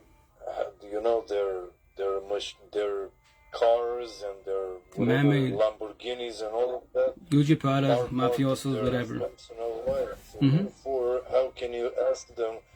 That is the part of their personal life that Right. they're willing to talk about. Correct. And I'll respect their boundaries. But here's the kicker. For some reason, people forget they brag about shit on social media. They post all the man-made bullshit. But then they wake up. Today I woke up with depression. Today I missed my father because my father's been dead for 10 years, right? Oh, I got bipolar. I'm an addict. And remember this. I'm observing. I don't got to comment. But the day that I comment, ask a direct question like what I've done recently, why, especially on Facebook and IG, I be king queen. I've been watching for so many years. This is my first time commenting. And you brag about all this man-made bullshit. You show pictures. You flaunt. You show what you achieved. Badass house. You climb Mount Everest. You grab to Japan. All this shit. But why do you bitch about your depression? Why do you bitch about your father? Why do you bitch about everything in life? Your own personal life. And who the fuck are you to say that? I'm like, I'm just a person observing you. You put your life out there, and I'm observing your own personal life. Now you got triggered because I asked you a question about your personal life. But yes, brag about your cars. Post tomorrow you're gonna jump out of a fucking plane and achieve it. I'm happy for you. But you're still gonna bitch about depression, anxiety, addiction, all this shit. Respectfully, what are you gonna do about that? When will you overcome that? Or you keep running from the person mirror? Because that's what you do. You're scared to turn around, face you, the person mirror.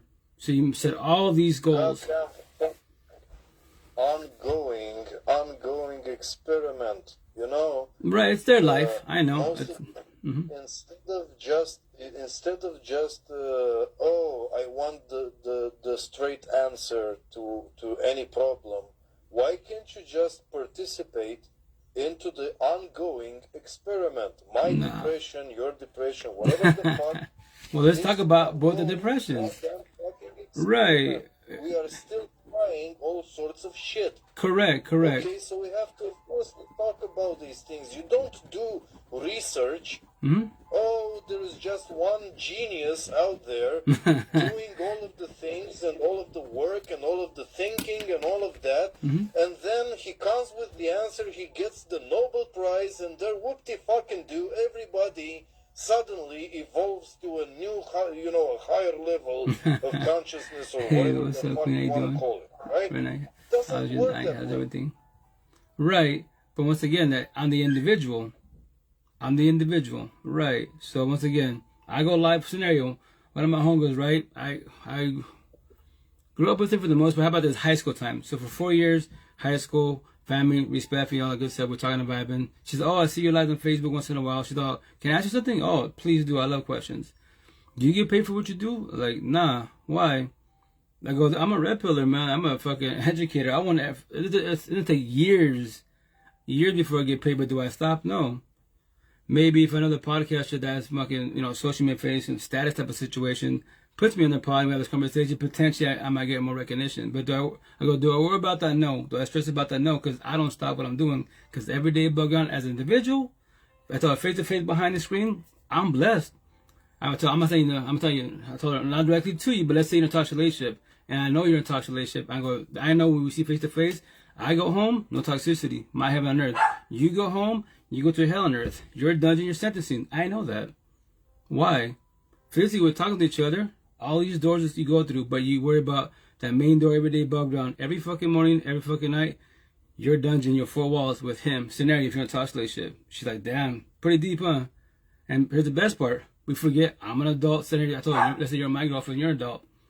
Somebody in the whole universe, because social media will take you the fuck in. I promise you that.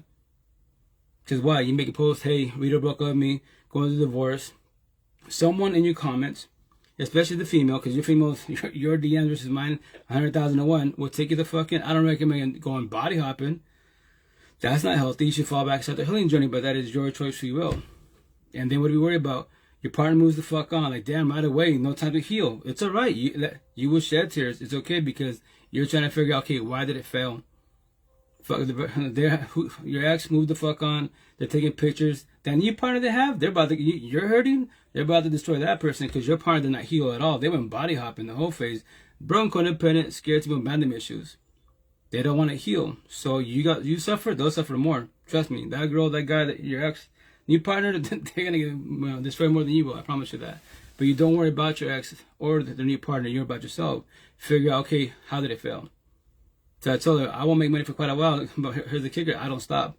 I know what I talk about 1,000. I'm blessed every which way. So that's why I go live. Not for myself. Just for anyone behind the screen. Y'all suffering respectfully.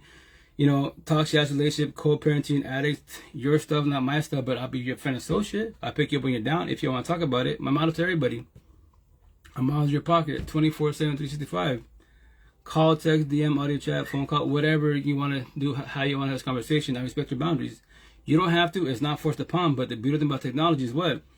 We're talking and vibing. All this conversation I'm telling you guys, I've been here for almost 2 hours, right? I've been doing this for fucking 4 years. 0 where I'm from. Fucking 0. Ask me anything. Maybe 2 to females in 4 years. Maybe. And that's about it. And what do I say? There is no potential where I'm from. They're blue pillars. And they go to church, God, Allah, Buddha. But they don't know what they're about to fall in the face because God's part of it. They're part of the spiritual part. Empath and narcissist, the flesh rejection, specific words. Well, I treat them good. Yeah, you treat them good because you offer love to them. But they offer toxic love. You're doing what? You're trying to match energy. They take your energy. Why do you allow it? That's the situation. Toxic love that you're talking about. It's fucking garbage.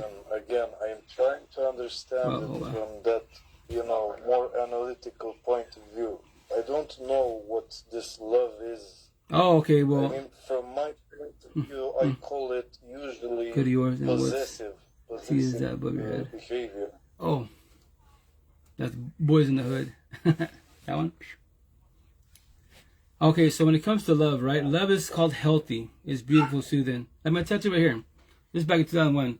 Love is good when it's good, but when it's bad, it's bad. My first baby moms, before I met her, positive, Catholic, a virgin, the V card, so a fucking Care Bear. So even people that would be mean to I type of situation, I would still pray for them. No negative thoughts for the most part, right? People bother me, cool, whatever. But I get my first baby moms, she's hella narcissistic. I don't know this term. Now I comprehend it. I have nothing against her. That's why, what do? Forgive, not forget. Let go, do close for yourself, comprehend why I felt. And you know what? I won't ever date a girl like her, ever. She's not a woman, she's a girl.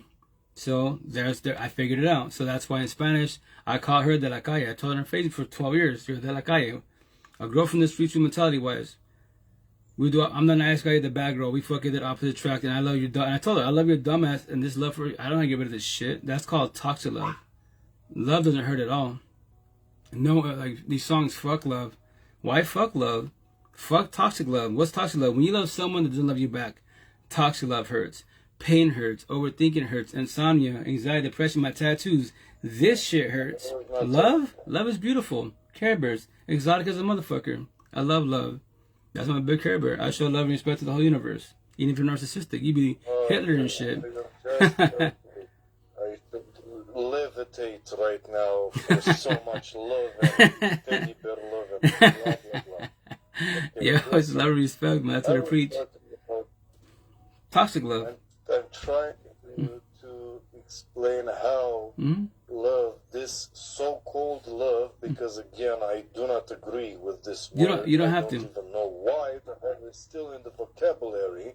But this idea of trying to help someone, okay, but we do it through rational, trying to find the cause of the problem, so therefore we can start understanding further and further, okay, what are the ramifications from the root of the problem.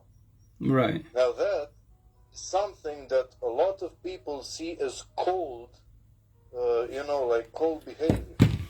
If they're narrow-minded. Going through that process, listen just a little, while going through that process of analyzing, this kind of analysis will lead the listener, the one who is in suffering, will lead him to relive like a shit ton of things that the past that he thought about, right, and some things that he never even thought about, right, and now he has a reason to think about even these things because he heard the analysis from the root cause, correct, of his problem. Right. So suddenly he finds himself not only with the problems he had, he finds himself with even more problems to solve. Right. Right? And so on. Correct. But that seems overwhelming when he already is has own problem. Overwhelmed. Right. He is already overwhelmed. But correct. for you to solve the problem, if you don't understand the root cause, how the fuck do you understand the root cause and avoid the rest of the ramifications and just get to the answer? Well, how can you do that? I can give you the answer, but remember, it's everyone's own journey. So that's why I preach about support teams. The more people support team, the more questions you ask, or potentially you can vibe with the situation. So, scenario. Aren't you doing the same thing? But aren't you going to trying to go from the root, and all of you trying to mention some of the ramifications from that root? Isn't the same thing? If one person tells you these ramifications, or you have many other people giving you some of these ramifications. Correct. That's why you don't overwhelm yourself. If it's too much for you, what do? You verbalize boundaries. I check out scenario, my situation, right? Going through my breakup. So me, I'm a geek techie, like Jack, you're a geek techie, right? So this is how I tested myself to see how I was doing my healing journey to evolve, right? So I started with people locally wise, they were my customers. I told them, shit out. I text them, no phone call, no audio call, none of that. Just text shit out.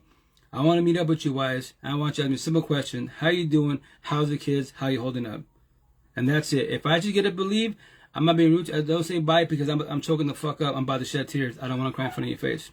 I'm not doing good. So that's how you do it. I was verbalizing boundaries through the text. Hey, and so on and so on. And you test yourself, and that's why you verbalize. Hey, like, scenario, if you're going through a breakup, right now, if you go through a breakup, right, and if you're there, let's say someone else going through a breakup, and you don't know what to say, you're trying to heal yourself, and then someone's talking about their breakup, and you're gonna start, oh fuck, they're going to break up, I'm barely going through mine, they started theirs, I'm about to potentially get triggered. But if you don't realize boundaries, what do you say? What do you say? We just stay quiet and shit. That's what we do. We take the hits, behind it we're the mask smiles, right? But we're dying crying. We're tearing the fuck up. And we don't realize boundaries. And then every time I see Jack, oh fuck, here he goes, because he's gonna talk his relationship. I'm still going through my shit. Then I'm gonna avoid you. Instead of, I should be open my mouth. Yo, Jack, check it out. I'm sorry going through a breakup. I'm going through mine, but every time we talk, I always say, how you doing? How you holding up? And I go on my day. I'm not being rude to you, but every time you start, expressing yourself, I don't know what to tell you. I am fucked like you're fucked. So respectfully, I just go on my day. I'm not being rude to you. I don't know. But if I stay here be the people pleaser, what happens? You fuck up my day. About rudeness, I don't know. Huh? I don't know. This, this idea of rudeness, it's 2 not seconds. about, if people know each other.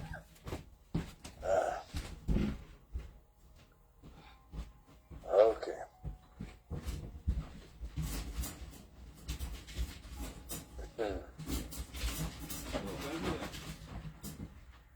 Do, mi, sol, mi, do. Si, re, fa, la, sol, mi, do, sol, do.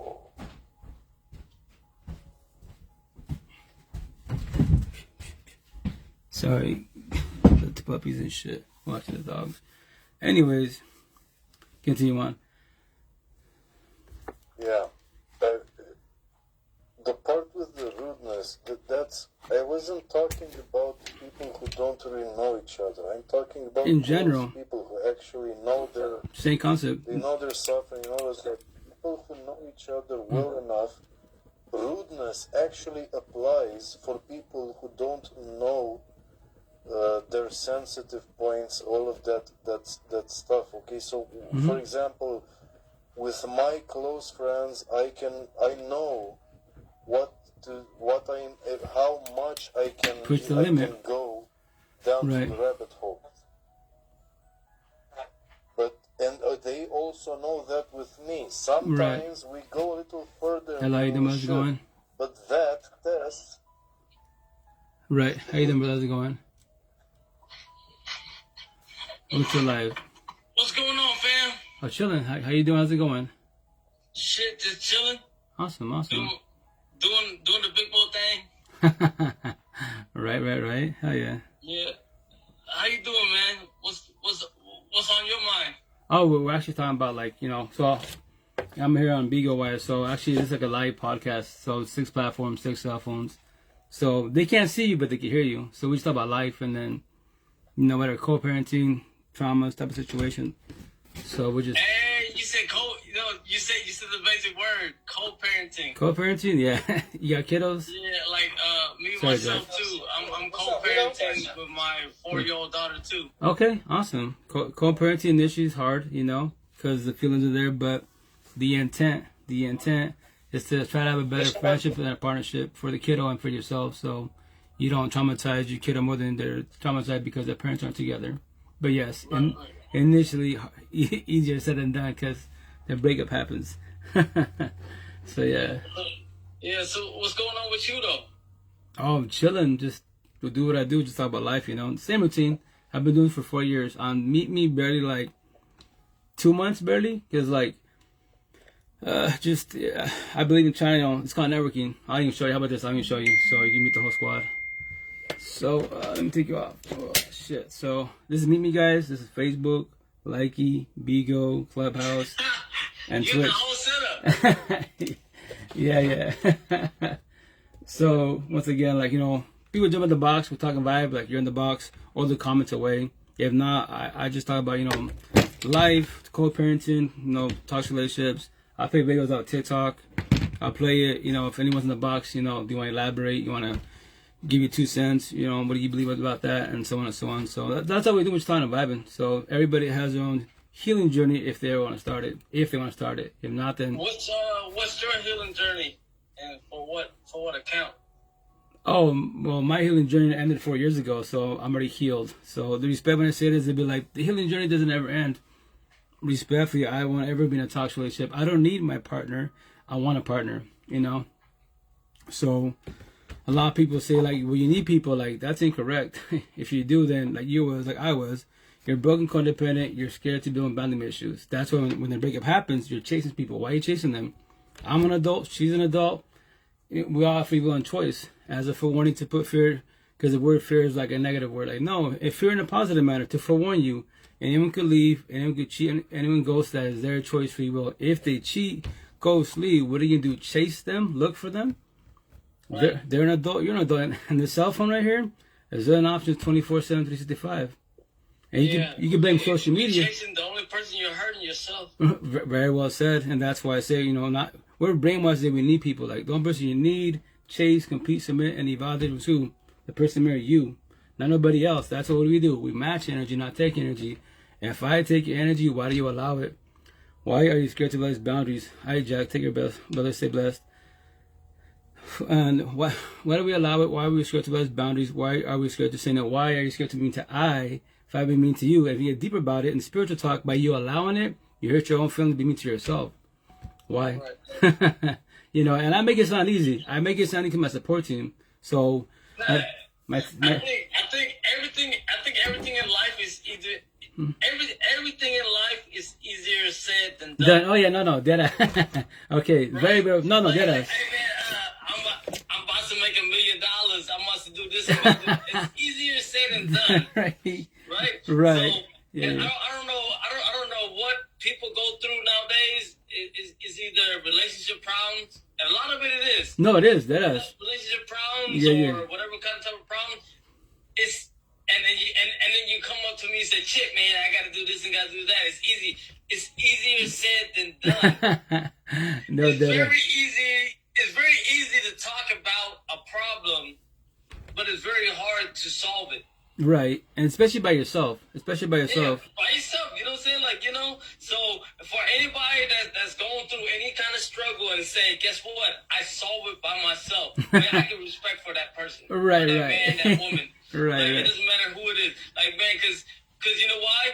It's easier said than done. 1,000. You know what I'm saying? It's like, it's very easy for somebody to say, hey, guess what? I am the solution, or I have the solution.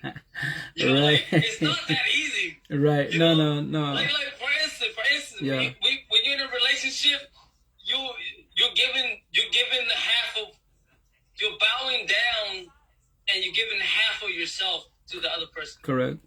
And with that being said, meaning that whatever she or he agrees to, you have to agree to. The intent.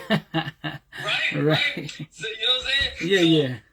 For me, it's like it's very hard for somebody to agree to accept something. Well, see, that's the word. Accept, right? As a forewarning, when you accept people in life, you accept things. You actually, and let's say, you know, okay, I'll accept them. For now, you will until until it bothers you really bad and it aches you. Then what? Then it's catch up to you. I can't do this no more. Scenario. I always play a scenario, right?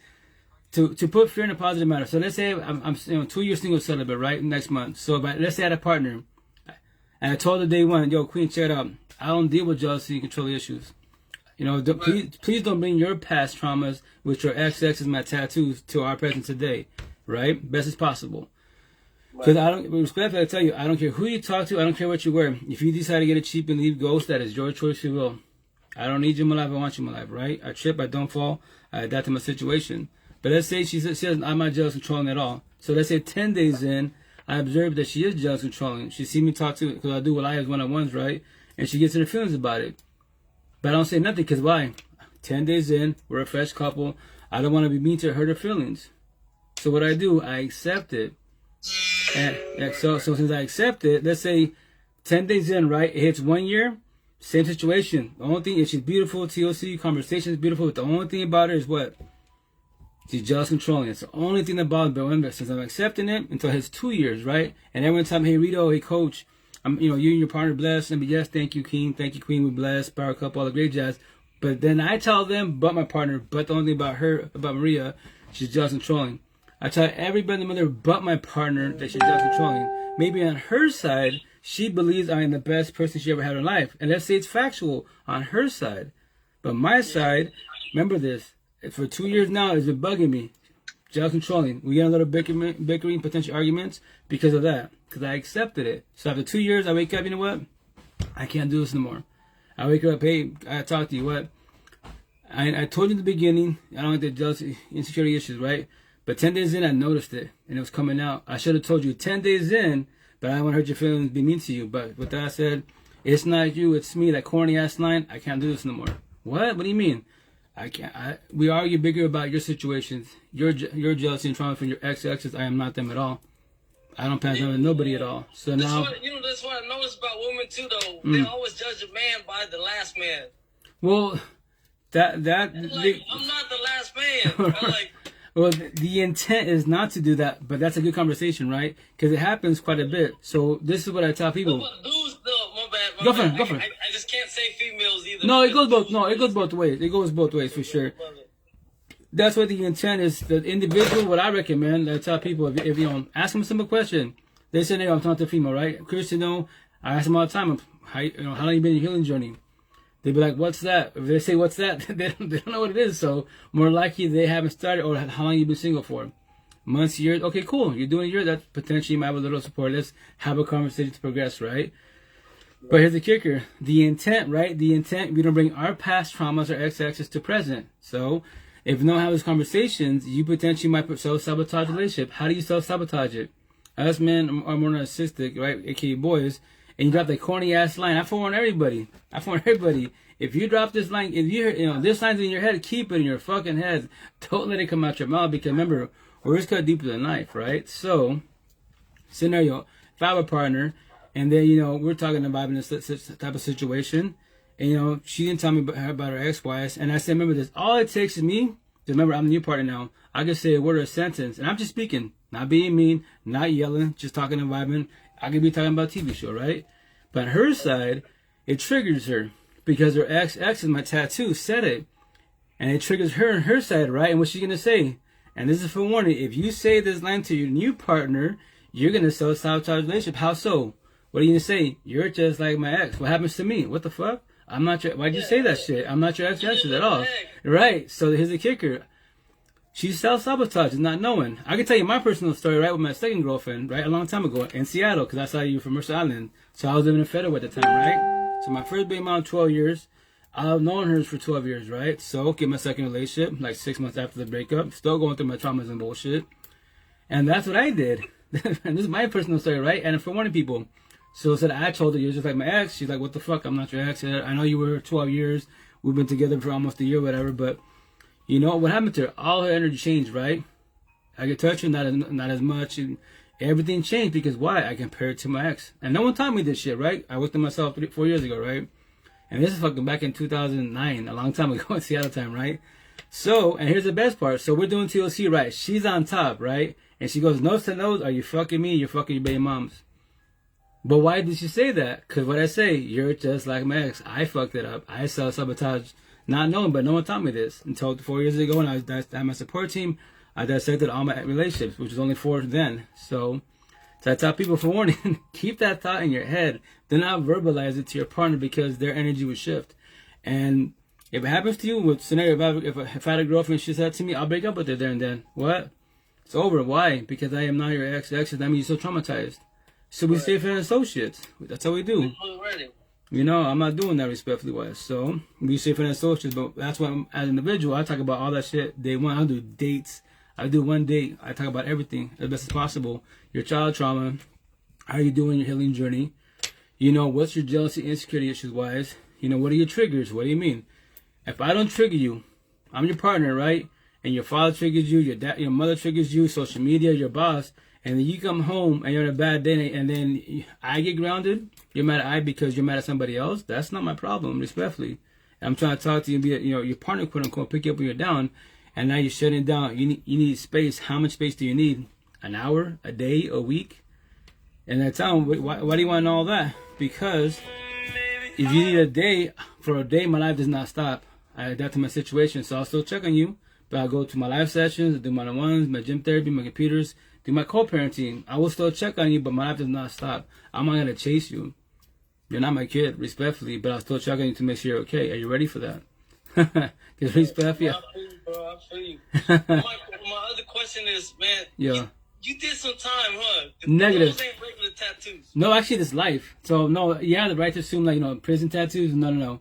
I avoid jail every which way best as possible. I avoid the streets. I don't let 10 kilos get in my fioso, but no, it's actually about life. So this is like the tree of life from Extension, Matrix, blue pill conversation. Take the blue pill, stay lost in life. Take the red pill, get your life back. Tree of life, tree of knowledge. What's up? Me too. All the tattoo, I don't want to show all my tattoos. Yeah. Every tattoo I have is family related. Okay. You know what I'm saying? Like I got my son on my arm.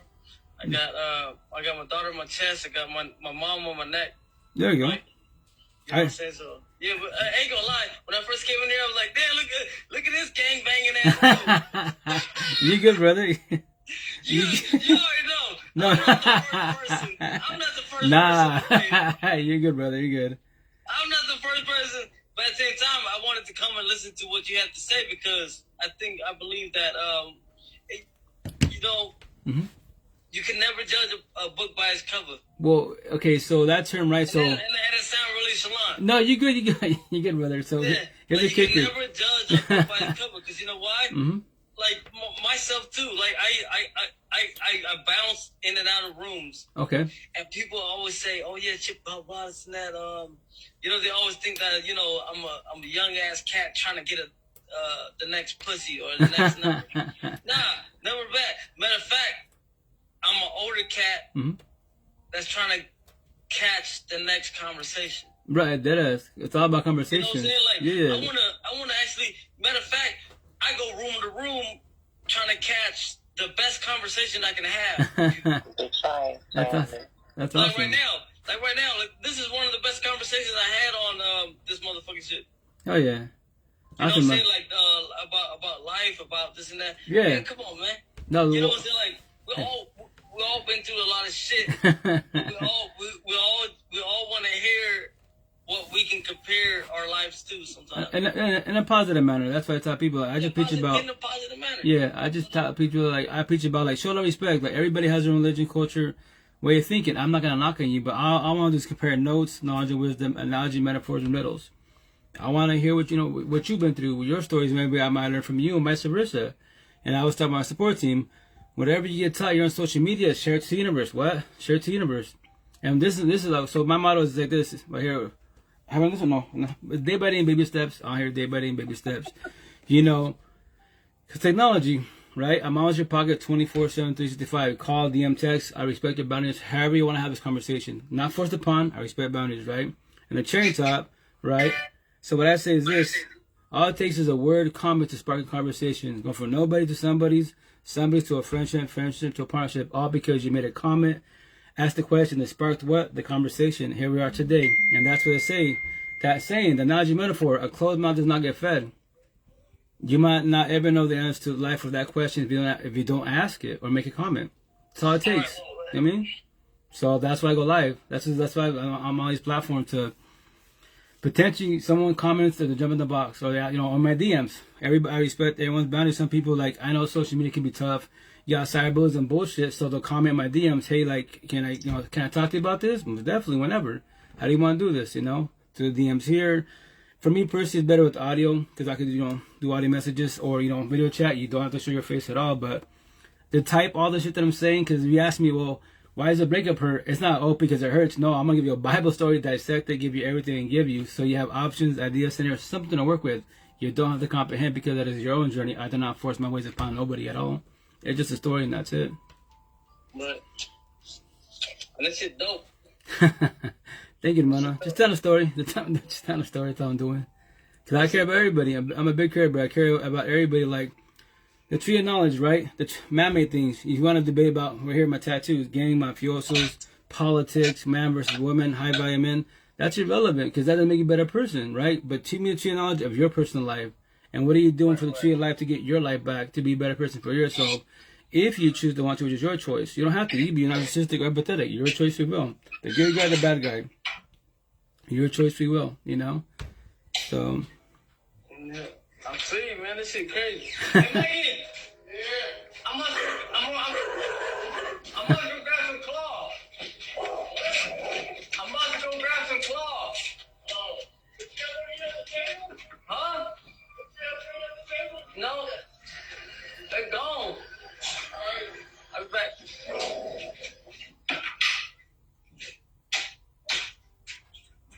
Yo! Hey, what's up, mano? How you doing, brother? I got to live, brother. How's it going? Take what and take the what? Take the key off the dashboard and bring it here and take this key and hold on to it. Oh, I got it. What? I got you. Yeah, man. The squad, huh? always wild, man. And you know what? Yeah. My thing is, my brother been sober for fucking 4 motherfucking months. That's And I'm proud beautiful. of him. Hell yeah, no, that's good. That's good. Look at himself, you know. Yeah, I'll be on here sometime. And to be honest with you, fam, I met like a lot of people was like, oh yeah, man. Like, here's what I hate. Here's really what I hate. Go for it. Oh man, Chip, man, you on there? You find a girl yet? Bro, I'm not on there to find a girl. Right. If I do, and you know what? Yeah. I did come across a girl that I really like on here. All right. You know, but that's on like a temporary like it was almost like it shouldn't happen. Okay. You know what I'm saying? Right. You know what I'm saying? Like right now, I'm over here talking to you. You good people. You know Right. what I'm saying? Likewise. Thank you. Are you trying to find another homeboy? Like, you know what I'm saying? Like, Right. it doesn't happen. But, Right. but sometimes you come across good people. Yeah, did us. And you can really appreciate, and Correct. you go, okay, I found a good friend. Right. I found yeah, there we go. Yeah, see, here's hashtag social media familia. Like, y'all my peoples. I tell people, like, look, you want from Eastern Washington? I'm considered crazy. From white people, brown people, and Native people, right? It hurt my feelings. Eastern Washington? Which part of Washington? Yakima Valley? Oh, you from the Yaktown. That's Yeah. gangbang. They look like I do, yes. Hey. Where you Is from? it tough out there, though? You know it's tough out Oh there. yeah, no, the Yakimas, that's, we call it mini Cali, Toppenish, where I work at. It's the ghetto hoods. They look like I do. That's why the gang mafiosos look at me, right? They walk in the store, I work at 7-Eleven graveyards, right, sometimes. And they walk in, they look at me, they're just eyeing me up and down type of situation. But here's the kicker, it's energy. Look at the way I talk, the way I carry myself. I be, how y'all doing? How's your night going? How your parents?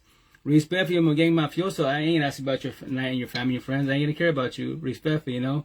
So they keep... I know, but out there, the Nathaniels and Serenos. Oh yeah. Oh yeah, no, they don't mess around. Like, yeah, you don't. Like, I try to avoid rocking colors because they have the right to assume, you know, they have the right to check me, quote unquote. But it's energy. Like, they look at me like, hey, bro, you don't bang. Like, nah, I look like a dude. Like, yeah, I go, you're brown, I'm brown. But I got tattoos, you get tattoos, but our tattoos are opposites. You know, nothing against you. You know, I respect what you do in your hustle, but Yeah, but out there, they really about this shit. oh yeah, well it's like Seattle South Side, Rainier Valley, Garfield, Rainier Beach. I used to work there. They don't mess around either. They don't only talk. They fucking pull BB guns out, dropping bodies. So you gotta. Why? Because I was locked up in Yakima. Oh, shut up. Years ago. Hey, Yeah. when I came in, cause I got my mom's name on my neck. Mm-hmm. You know, I got my son's name on my arm. I remember when I first came in, they was trying to figure me out. Right. Studying. You Like, bang. hey, watch your asshole. Cool. Yeah, good. I'm like, fuck, man, I'm about to get raped. No, but they come up to me, you know, it's like, hey, Chino, you know, Right. it's like, well, what's that on your neck? What's that on your arm? I told him, I said, man, all my shit. I said, fam, whatever banging you banging, like, that's you. But Right. I told him, you know, my son, my mom, and like everything I got in my body is family related. Okay. You know what I'm saying? So it's like, but I swear to God, I almost shit on my pants. Well, that's because that's a squad over there. That's once So again. it was squad. As soon as I walked in, Hell yeah. all I heard was "Culo, wash your ass, home." And I was like, "Oh shit." I thought I was like, "Fuck," but at the same time, it's like they they check me. They're like they check me, this and that. Right. Well, I that's was like, man, I was just glad I wasn't in affiliated. trouble. Right. Yeah, that's the thing. Like, y'all can run with like the game I feel run the streets, but when you go to prison, the big boys in jail, they're gonna check it in the streets and here, right there. It's the bloodbath. So Right. yeah. They're gonna check you, period. You know, so they're gonna check you, period. No Oh. matter what. Almost definitely, man. That's just the environment. That's why I preach about environment. If it's rough, to get a hoods, keep it humble. Don't be in the streets. Be a homebody. But if you want to be in the streets, shit can happen. Because look at the area. Look at your environment. It's not healthy. Like, Eastern Washington, Yakima Valley, gang mafiosos. Look what I do. So you don't see me in the streets. All you see me is like Wild World, gym therapy.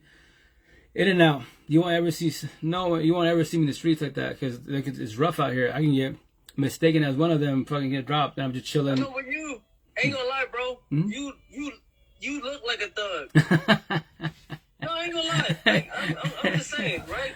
Oh, mine is going good. You look like a thug, yeah. okay? But right. You know what I'm saying? But how you pushing it though? How you pushing your energy? Vibe, though? Yeah. It's actually really good because thank you. Hey, me myself too though. A lot of people say, hey Chip, man, hey, you this and that, you know, you look like this and that. Right. But my thing is, I'm a carpenter, bro. Okay. I push a younger cast to learn a trade. I don't give a fuck if they're learning carpentry or I don't give a fuck if they're learning welding. Yeah. I push them for a trade, right? There you go. Positive manner. Like, and my thing is, man, like you too, like, damn, bro, your fucking face tattoo was scared the next man away. But at the same time, you know, just talking to you and this and that, it just make me realize that, man, you on a positive note. Thank you. Yeah, that's what, like the top people, like, you know, Blue Book conversations, only God can judge. That's incorrect because every day above ground, God gave us free one choice. So the top people judging people, use myself as an example. Everyone has right to assume, you know, prison tattoos, gang mafioso, right? You're judging me, which is called communication. Now let me speak. What comes in my mouth? What's my energy about? Now comprehend what I'm saying. Give me a chance to speak and you'll see what I'm about. If I look like 10 kilos, do I speak like 10 kilos? You know, if I'm talking about gang mafioso, what you said, what you claim, bitches partying, pushing keys, then yeah, you know I'm from the block. I grew up with that. I don't care for respectfully. That is their own journey. That is their own choice. I show respect from a distance. You know, they'll say what's up at work, dab it up, and I just show respect. I'm not going to disrespect them and not dab it up with them because they can trigger them and boom. Oh, you on problems? Nah, no problems, you know? You just adapt to the situation. So, yeah, but no. Everybody has right to assume I'm 10 kilos, but I'm not. Far from the situation. You look like somebody that I would run away from. Right, yo, dead ass. No, it's, you know, according to your profile, it shows you're from Mercer Island, right? So in Seattle talk, right? When I used to live in Seattle, you know, I do the farmers market here and there, right? In summertime, my pops. So like the customers, right? They look at me, they be like, yo, you know, you from the South Side? Like, nah, I'm from Eastern Washington. But I look at 10 kilos, like, well, you know, you said that. I go, you thought it. We should laugh about it. I go, no, but they're like, you're cool people. You talk to everybody. You care. You ask everybody, how you doing? How's it going? Why? I care about the universe, man, because a lot of us are suffering, you know, so I want to make sure they're okay. That's why. So, yeah. But I'm glad it's going well. That was good. I know. So once again, and the only reason I got my tattoos is once again to get people's attention. I barely got my tattoos like a year ago. Well, actually, it's probably less than a year ago because I only had, cause on Facebook, but on TikTok it shows, you know, today's date. I only had this tattoos, the side, and then my ex's name, lace up. And that's it. I better start doing this maybe like, I don't know, March, April. I was like, you know what, time to step it up. Because it's not about clout, I don't want to say this, but how to get your attention. Ink therapy, specific words. So, you know, March 13th, I'm getting the intents, which I'm writing this down to, you know, how everyone does sleep. So, the intent to cover like all the little spaces up, add words, depression, anxiety, lonely, alone, anger, bitter, black and white simple words. So, fill it all up. Inside here it's going to say when you pray, plan, manifest, you actually gaslight and manipulate yourself not knowing. In the backside, you know, narcissist and all that good stuff back here. So, specific words. And then I just got my, I haven't opened it yet. I got it. It's sitting in the box. So tomorrow the intent to test it out. But I got my cricket machine. Got my heat press. So I can start making my shirts again. And then my hoodies. And, you know, all my tattoos will be on my shirts and my hoodies. So when people walk the streets, or when I walk the streets, people see my day, you know, like you see how they be, hey, can you stop moving? I'm trying to read your shirt and then, oh shit, some deep words. And who says that? Oh, I have to actually my words. Oh, what's it say? I have many shirts. Oh, this and this. Oh, I pull it up. That's why if I'm talking to you guys, I'm pointing. That's already in my body. Definitely good at life therapy. You know, I said 1,000. I'm just, you know what I mean? Like we've been talking about it since back, you know, a minute now, going on 4 years. So that respect is just about support teams. I preach about support teams. The more people in support teams, I promise you 1,000. You heal, forgive, not forget. You let go a lot faster because support teams. You can, vibe with them, express yourself, and that's your free therapy type of situation. And if you want to get deep about a situation, the best ever counselor is who? You, the person in the mirror. Grab your cell phone, do video blogs. Do video blogs yourself. Start with audio blogs, and when you're ready to, can you actually look direct at the camera and talk to yourself directly? This is streaming. People are watching me. I'm basically technically talking to myself, or if you jump in the box type of situation, or if they comment, I elaborate, right? But I'm basically talking to myself, So, and I'm comfortable, and that's how you tell yourself if you're comfortable with your own skin. Your own skin. Like, people are like, how do you go live and no one's really here? I go, I'm just talking about Bible. This is being saved on Facebook and Twitch. Twitch is kind of being funny, but potentially my cell phone. I'll find out after the session. But it's talking about with the universe. That's all I do. I preach about toxic relationships, co-parenting, and path and earth, how we function spiritual, emotional, mental beings. And support teams. Because as individuals behind the screen, I want you to get your life back. So you stop being in toxic relationships, but that is your choice, you will. And you stop questioning your self-worth. One person in the whole fucking universe destroys you when you question your self-worth. And then you start worrying all that shit. You don't want that for yourself. It's not good for you, I promise you that. But once again, I make it sound easy because my support team, almost 4 years ago. But, and that's how you evolve faster. That's how I was talking to the free lays guy. He was talking about his situation, and all it takes is ask questions. I was like, what's up, baby? What are you doing? I was live. How's your night? How's work coming along? You getting the route down? Yeah, we getting the route down. I got my mask, I don't think I've ever asked. You have kiddos? Yeah, I got 2 kids to do. How's the wife doing? Well, the wife's doing all right, but not soon to be ex-wife. Oh, she under divorce? Yeah, we talk like 45 minutes.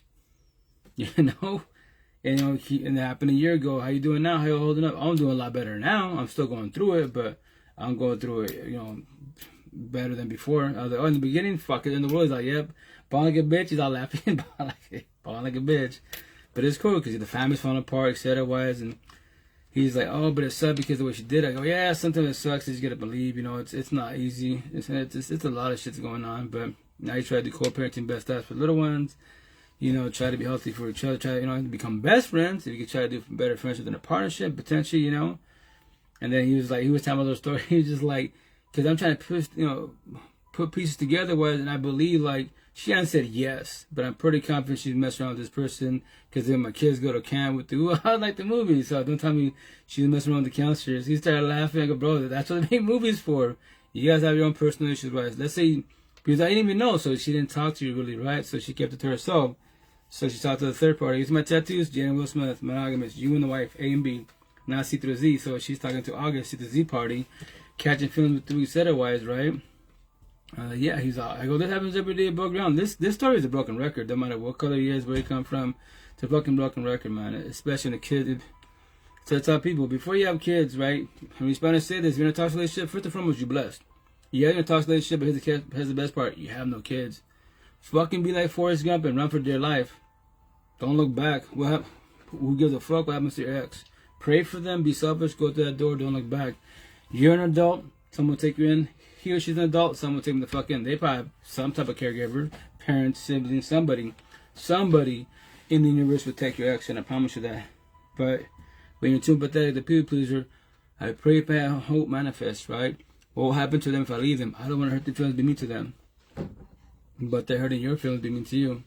By you allowing it, you hurt your own feelings, be mean to yourself. Make that make sense? But remember, this conversation don't know. Probably no one had it with you. That's why I'm just black and white. And keep it simple. All that's it. All that shit I say, for the most part, it'll be tied on my body sometime. And then sometime this year, and then my shirts, my hoodies. Like, run, fucking run. It's a lazy queen. How you doing going? It's you're blessed. When you go into toxic relationships and then you want to have a kid and go to marriage, respectfully, it's toxic. I said it 1,000 times. You would join the baby mom, baby father divorce club. Then what? Especially women. Scenario. If I have any power, I can have 1,000 girlfriends, get them all pregnant, have 1,000 kids, and I can get to believe. My choice, free will. I can traumatize 2,000 people, and that's my choice, free will. Sounds fucked up. Sounds narcissistic. It happens every day above ground. I don't know about 2,000 bodies, but guys out there, hundreds of bodies. Yeah, because they have money and power. Especially because social media, please. All these boys and girls, not men and women, that fall for fucking words. Love bombing, oh, you beautiful. Yeah, it's a feeling. I get it. But when you make choices which are our feelings, you will always fall on your face. Always, always. I promise you that. he or she told me to love me. Yeah, it's just a word, it's a phrase. I just speak on the words. If they loved you, they would be fucking around. Oh, they're just bitches and shit. They're just niggas and shit. Yeah, I don't love them. I love you. No. They love you and many others. They have love for you and everyone around you. If they loved you, it'd just be you and I, monogamous. Jed and Will Smith, not fucking entanglements. I mean, anyone that's cheating, it's called what? A premeditated choice. You thought about that shit. You pondered on it. That's why it starts emotional cheating. Then it builds to physical cheating. Oh my gosh, life's so hard. And here's the best part. You ain't got to use fucking words. How so? If I'm talking to a person, right? Let's say I'm talking to one-on-one. She's in, whatever toxic relationship. And I accidentally send an emoji of an eggplant. And she responds with peaches. Are we talking about the Bible? Or are we talking about making babies? What is it? And it's just emojis. No fucking words. Yeah, emotion cheating. And how she fucking matched energy. And we're making babies pretty soon. So you got to be very careful out there, man. This cell phone, if you worry about a relationship, it's fucking over. It's a cell phone. It's on the user. These are cell phones. I have many of these things. So it's on the user. If you worry about it, if you have a gut feeling, intuition, they're fucking around, they are fucking around. Know what you can do? Chase them. Sit there and become their mother, father. Don't do this. Don't say that. Block that person. Fuck all that extra drama and bullshit. The less stress in life, the better for yourself. I can promise you that. But your choice, your free will, your journey. Not my toxic relationship. That was my ex. I won't ever deal with that shit ever again. Capital E. That's why I say, to forewarn you, put fear in a positive manner. You and I cannot get nor buy back what God Almighty can't give it to you.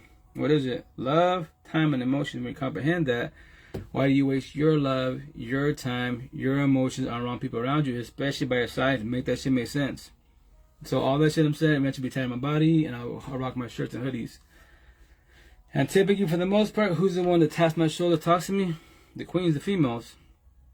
Girls, women, single mothers. On these platforms, 90% of my followers are girls, women, single mothers. Face to face. 2% males that actually jump in the live. We're talking vibe, DMs. We're in the streets. Oh shit, you're speaking good shit. I just worked on myself. Not tell a story. I'm not a victim. I'm not a worse. I'm not a survivor. I was the old version of myself. That's why you go through the healing journey, the 4 phases. You're going through the healing journey. You're a victim. The awakening journey. You're a warrior. Awaken. You're a survivor. Now you woke. Yeah. Now you just tell a story. You're not better than nobody, but you already know. You know what? I already comprehend the red flags. I dissected all my last relationships. I observed all the red flags. If any female or male, whatever you're into, wants to pass boundaries, I know how to verbalize boundaries. I'm not scared to be mean to people or to be mean to or I don't like her to be jealous and trolling. I would tell her day one, like, hey, don't be jealous and trolling. I'm not just my tattoos. I'm not your exes. Don't bring your past traumas, insecurity, jealous issues to today, to us, now, the present. Because I'm letting you know, I don't care who you talk to. I don't care what you wear. Every day, background, I'm black. You want to wear pasty in a thong? I don't care. If you want to cheat, that is your choice. We will. I'm not gonna chase you. My ex right here, the mother of boys, she's the last female in this lifetime I will ever shed tears for. I don't need a partner. I want a partner. The over myself, like a lot of you behind the screen, like 95% of you, to trigger you, you're broken, codependent, scared to be on abandonment issues. One person you're chasing. Why? A zillion people in the universe, and you're dying crying about one person, and you're the nice girl, you're always on the blast because why? You're too empathetic. The bad girl, the too narcissistic, they will destroy everything they fucking touch. They burn all the fucking bridges, and when everybody pushes away, they act like a tell a sob story. And to trigger all of them are elusive disciples. They're the fuck ups of all the universe. I know that. I haven't done against them. They've been friends and associates, not by my side. She could be the most beautiful, exotic, OnlyFans, 18 years old, a fucking Hitler status. She's dropping bodies, getting more mafioso as her friend and associate. I like you. Yo, you can like me all you want. You're too toxic. Well, friends and associates, baby girl. Nothing more, nothing less. I would teach you about life if you want to work on yourself to be a better person. You've done a lot of bad in your life, but you can always change your life. You can always transition to go from negative to positive. I promise you that, but it's your choice, your free will, your journey. On top of that, everyone that you destroyed, that you hurt, they don't have to forgive you. That is their journey. So you do. That's why you do it for yourself. Forgive, not forget. Do closure for yourself, and then let that situation go. Then you progress in life, and nobody has to forgive you for the wrongdoing that you did to them. That is their journey, their choice. Maybe in due time, after 5 to 10 years, they see that you actually authentically, you did change, and you did fuck them over. But guess what? They see that you evolved, and now when you say sorry, you ever have a conversation, you know what? I'm sorry, and they will believe you. And they might even tell you, sorry for for being mean to you for all these times because I shouldn't have been like that. But you destroyed me. And they're like, no, you have the right to feel like that. I did along to you, and I did destroy you. The old version of myself did, And remember this: everybody has a right to bring to forewarn you. Everybody has a right to bring your past to present. So the intent as an individual, you do closure for yourself. You forgive, not forget, because forgiveness, communication, not forget, you let that situation go. Comprehend why it failed, why, your red flags, their red flags, that situation, how did it get to that point? And when you do closure yourself, nobody can hurt you. Anyone that says, I know you, like, no, you know the old me. Yes, I did do that, I did say that. That's the old version. This new me, you don't know who the hell I am. At all, zero. But if you want to get to know me, we can talk and vibe. And then once again, now I'm good with you because, yes, you have the right to be scared of me because what I did to you last time, what I said to you last time. No respect. It's cool. You don't hurt my feelings at all. No, and I'm sorry that I hurt you, but that's what I'm saying now. It's authentic. That's why, once again, my second main mom, the mother of boys, that's the last female in this lifetime I will ever destroy with my words. Correcting myself. I cannot be hard on myself because no one taught me this shit. Respectfully. Nothing against my family, but none of my family from Washington State, all the way to Mexico, down to Spain, the motherland, zero. On mother, father side, can't teach me anything about life. None of my tattoos at all. Zero. None of them. They can read the Bible talking, but they don't comprehend to the fullest. And they think I'm crazy. That girl destroyed you, so now you have all these tattoos, positive. What the fuck's all that about? So you're crazy.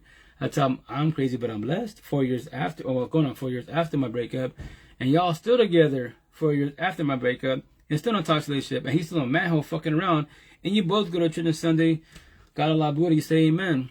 Yeah, and I'm crazy. So y'all stay in toxic relationships 4 years after my breakup, and I'm crazy one. I go home to no toxicity, y'all go home to toxicity, you guys. Toxic love. I don't miss that bullshit. I was you, I won't ever become you. Capital fucking E, ever. Why? Because I don't need a partner. I want a partner.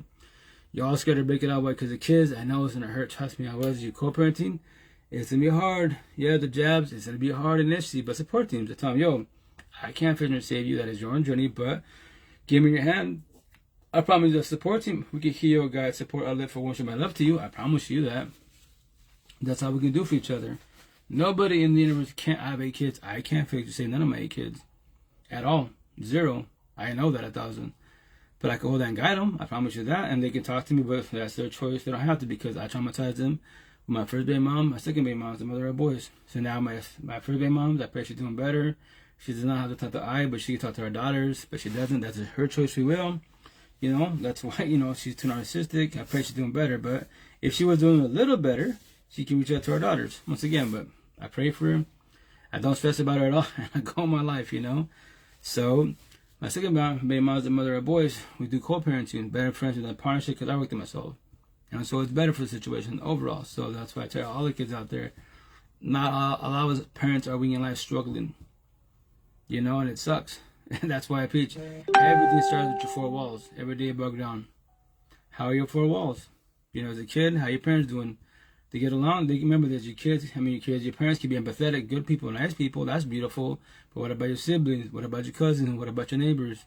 What about school and bullying and shit? Yeah, it's a lot of shit going on. So it all starts with the 4 walls, then your environments, and then once again, life's hard. The 2 main reasons because child trauma right there. First and foremost, everyone got that shit.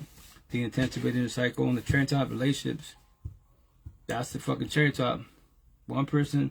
And the whole universe will start, it will traumatize you. 1. And potential many to be. If you allow yourself to get too many, don't do many because the more people destroy you, the more you question your self-worth, the more you want to, my tattoo, suicidal thoughts. You'll have a thought, it'll get triggered to what, I'm done. I don't want to feel my feelings anymore. Fuck the universe. I'm out. Don't get to that point. Don't do that selfish act, man.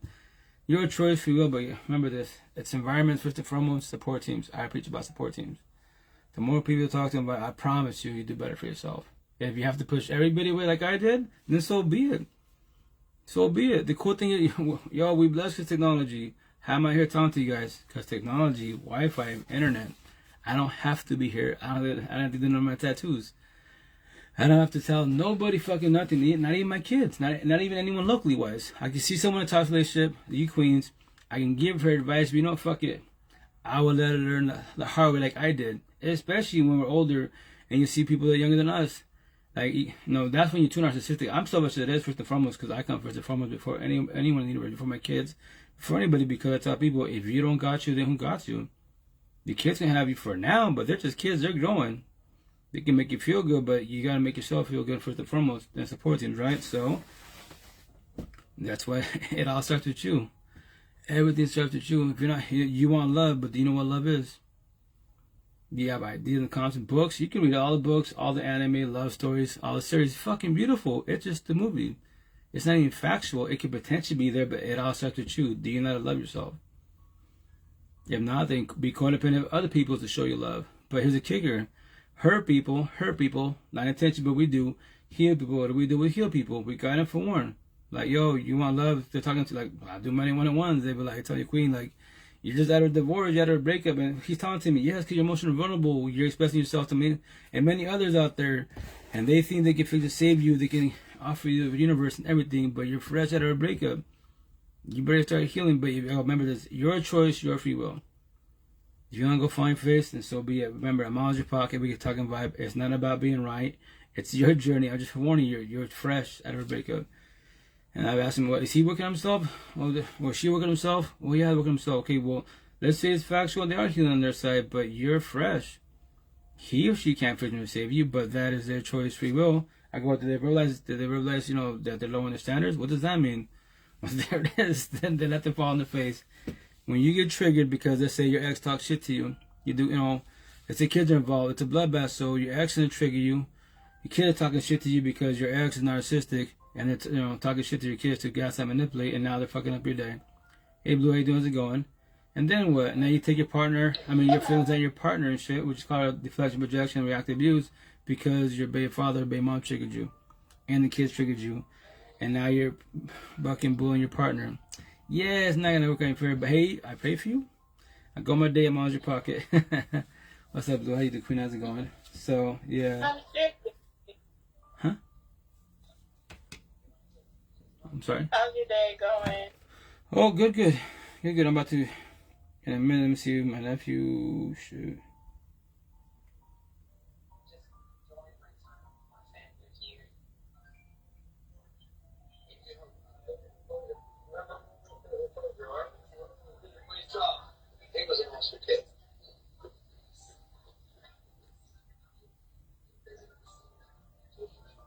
It's probably too late.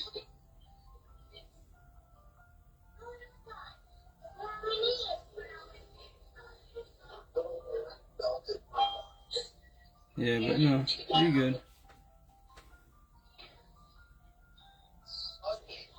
Are you looking for an app? No, I apologize. I was texting my nephew because he said he wants. I have to get him deaf. So. I see you pulled your hair back. Oh yeah, so I brushed and all that good stuff, right? You put like my leave-in conditioner in it. Cause I thought today I was getting my hair getting my hair dyed, because the idea was to dye it half white, half black, because that's the way I think, black and white thinking type of situation. And then get my hair twisted, they keep braided. But it's actually next Wednesday. Like, oh, I was there waiting for an hour, and home didn't pick up, and she's like, next Wednesday. Oh, well, cool. I'm here chilling, so no problem. Next week I get my hair done. So yeah, so typically I'm lazy with it. I gotta start taking care of it. So, but yeah, no, everything's good. Good day. About to go to town, get some stuff from my nephew, go do some gym therapy, come back, and then probably go to sleep. I'm tired. Yeah. I cleaned my house today. You what? I had help cleaning my house. Okay, that's cool. I gotta do that with my place too. Yeah, I did that all day, cleaning my house all day. Yeah. So now I'm done cleaning. That's a positive. So now it's like I'm on the game. That's the game. A game? Huh? You said on a game? Yeah. Oh, nice. What game you playing? Yeah, like playing Breakup. Oh, GTA. Yeah. That's awesome. Yeah, I'll just play a couple of clips in a minute, because I have to go like in 15-20 minutes. So I gotta go once again. Pick up stuff from my nephew real fast at Wally World, which I gotta get stuff for myself. I dislike that. I gotta start making notes or audio messages to myself, because I'll go buy things, right? I'll buy everything but the shit that I actually needed. I get home like, fuck. Gosh damn. Buy everything but that. what I wanted, what I needed. No. It's like, dude. Sometimes that happens. Yeah. We tend to forget what we need. Yeah, me neither. At the store. Yeah. That happens to me every time. Oh, then I'm gonna play a clip, right? This is like I think it's called, it's a my personal opinion that I was like in the whole universe, like I think it's called, don't call me now, I might be saying it incorrectly, but I think it's called like Euphoria, whatever. But everyone, that series should be played in all middle school, high schools, the whole universe, because that shit's factual and it hits hard, because middle school, high school partying, kicking it, you know, fucking drugs, being wild the fuck out, they become young addicts, and young addicts to be potentially long-term addicts, and I get it, you got child trauma, dad's not there, mom's not there, fucking getting bullied, it's a fucking bloodbath. And that's just middle school, high school. That's just middle school, high school. And then from there, wise, you graduate, you go into fucking the major with us older adults. And us older adults can be rather narcissistic. That's why these narcissistic boys, I don't call them men and women, but the boys and girls, you know, like 30, 40, 50 plus, go after the 18, 20-year-olds, males and females, because they're too empathetic. Especially if there's a nice and natural. You're too empathetic, the gullible naive. I could tell any female fucking everything I want to hear, but am I acting nice? Am I being nice? Am I being, that's the shit. You can't tell that? I could destroy you. I could traumatize, destroy 95% of your words. I promise you that. So, and as a forewarning, and I say respectfully, if you don't have no kids, you're blessed. Deadass. You're blessed. You don't gotta deal with all this bullshit. You just gotta deal with your own personal issues. Individuals, just you, not you and little kiddos. I'm a single father of kids. So I got to deal with all this shit. Like, I worked on myself, but now that I worked on myself, blessed at 39 then, 18 at heart, I just turned 43 on, the vessel did on the 1st, 6 days ago. You gotta work on somebody else. Well, I can hold the hand guiding, but I know that scenario. I know, what's up, Megatron? How you doing, Queen? I know all my kids can through a bad breakup, and they can hit rock bottom and become addicts. I know that, and I can't stop it. What's up, Megatron? How you doing, Queen? How's it going? Welcome to the live. I'm good. Good, blessed, thank you. Swimming time? Swimming therapy? Yeah. That's beautiful. Yeah. There you go. Awesome.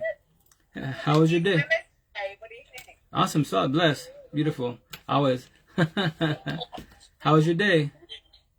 I'm good. Yeah? Yeah, good. Awesome. How was yours? Good. Oh, it was good. I was supposed to get, I thought, remember, things not knowing, it was a little miscommunication. I thought today I was getting my hair dyed and my hair braided, but it's actually next Wednesday. So the idea is to dye it all half white, all half black, and to get my hair braided, twist. So that's the way I think, black and white. Fancy pants. Can you braid mine? I'm good. Oh yeah, your hair is long. Yeah. How long have you had it before, Megatron? It's gray. Yeah. Why not just go gray? Gray? No. It's the black and white way of thinking, like positive and negative. People don't like black and white. They like the gray part. Like, we can talk about it, but I don't think, respectfully, the gray part, that's more like the ifs, the ands, and the buts. Like, or you go down, deep in the rabbit hole. Like, if you want to dissect the universe, molecules, ETs, all that, respectfully, there's other realms. Potentially there is. I'm not going to stress about it. I just thought people just like, you can stress about that if you want to, but don't forget about your own personal life. This vessel, every day above ground, how are your four walls? That's the real word, every day above ground. A lot of us hate ourselves, dislike ourselves, so we gotta deal with the person here ourselves. Fuck the motherfucker verbally, mentally. That's your first real war. Then you look to your partner, they're sleeping, mentally or verbally. Fuck them, man, they're sleeping. You're cussing your partner out and they're sleeping. You're doing bad. So you already started 2 wars, and you haven't left the household. Your door of pain. If it's a toxic relationship, that's your dungeon, your sentence, and your hell on earth. If you're dreading to go home, respectfully, you're struggling. That's not good for you. Hey, Queen, how you doing? Welcome to live. No. It's not good for you. But here's a kicker, but we accept it. Why do we accept it? We're brainwashed. I need people in life. It is what it is. It's not, it is what it is, Right. Fuck all that, So you really don't want somebody, you don't want them, you just need them. Actually, vice versa. You don't need them, you should want them. Match energy, not take energy. If you need people, okay, kids, kids.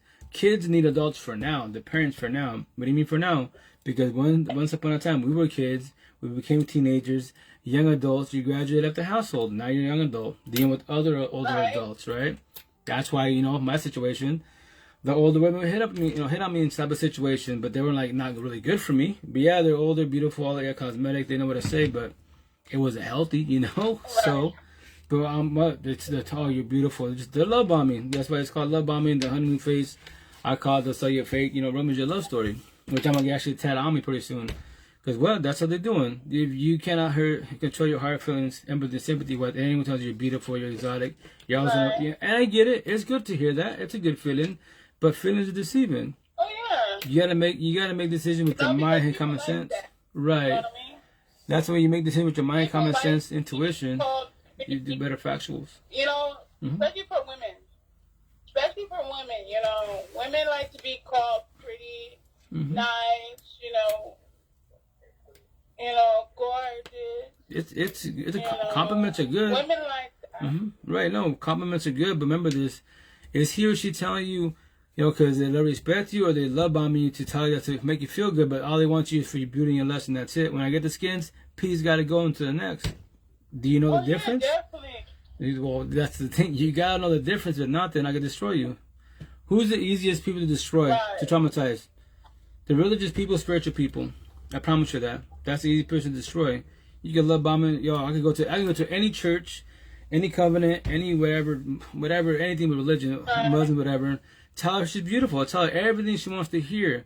But here's the kicker. If she does not know that I could be narcissistic, I can sell her the biggest dream. Just because I go to church, read the Bible, do sermons, go on missions with her does not make me a good person. I am waiting patiently for the TLC skins. Yeah, right, and I'm being narcissistic, right? And that's my choice, free will. If you don't observe the red flags and see what I'm doing, then I can destroy the fuck out of you. And then when I destroy you, when I traumatize you, who are you gonna blame? God, Lucifer? It's a person in the mirror. You just missed all the red flags. Well, let me tell you my story.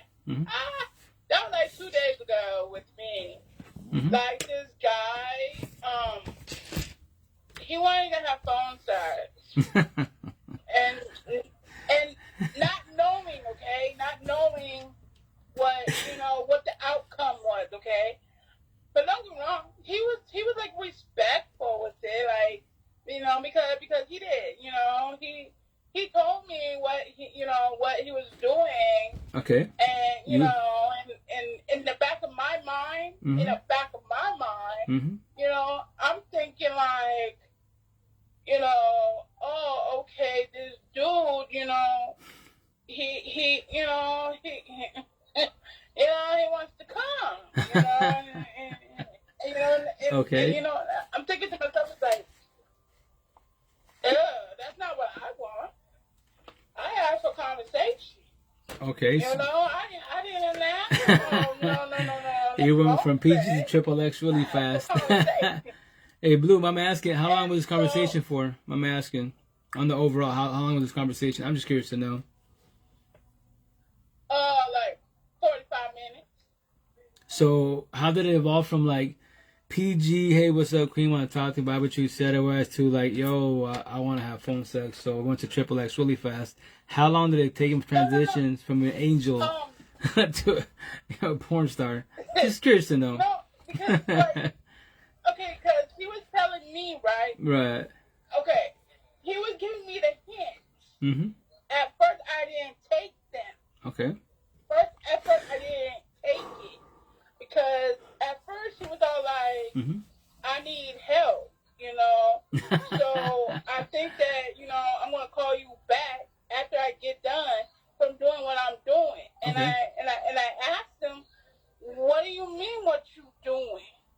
Like a dummy, right? Like a dummy. Like I didn't know that he was jacking off. Well, you ain't gonna know. He made a statement. You asked a legitimate question. So I've been there before. It's the same situation. I'm talking, giving advice, and all of a sudden, I'm in the same situation. I was like, what?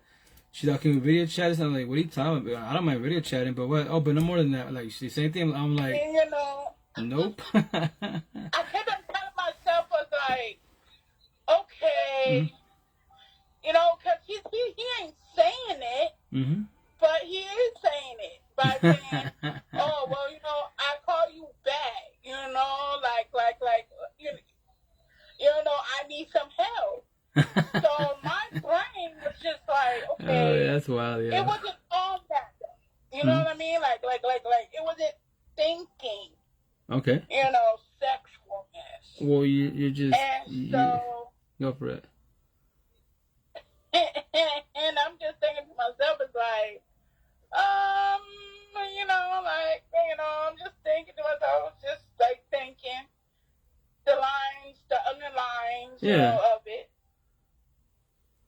And so, story short, so he asked me, can I help him? And I'm thinking to myself, like, okay, is he desperate? Or what? Yeah. But then, nice, nice me, being nice. Okay. I got me and said, oh, okay. And so, I did that. You did what? But at the same time, you got involved? I felt kind of bad. Wait, you got involved? Like, you helped him, quote unquote? Like, you video chatted type of situation? Am I asking? Since we're all adults? We were talking. Okay. But, like, I felt kind of bad because I'm thinking to myself, it's like, I shouldn't have done that. Well, Like, you get locked off whenever you want to, Queen, respectfully. You're like, let's say, okay, you agree to help them out, quote unquote, right? And then you're doing this little cyber sex type of situation. And you still feel guilty. Do you need to just go, boop, hit the X button, N button?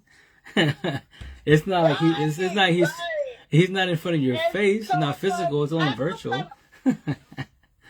Yeah, that's wild. And then it's like, I feel kind of bad because it's like, I entertained that when I didn't have to. Right, but But I did it anyway. For what reason? I don't know, because I was trying to be nice. How's that being nice? Yeah, well, teach your own first and foremost. But I've been there once again with my situations, right? Like my one-on-ones situation. Can you help me? I'm thinking help. Like, well, we're having a conversation about toxic relationships, co-parenting, your feelings.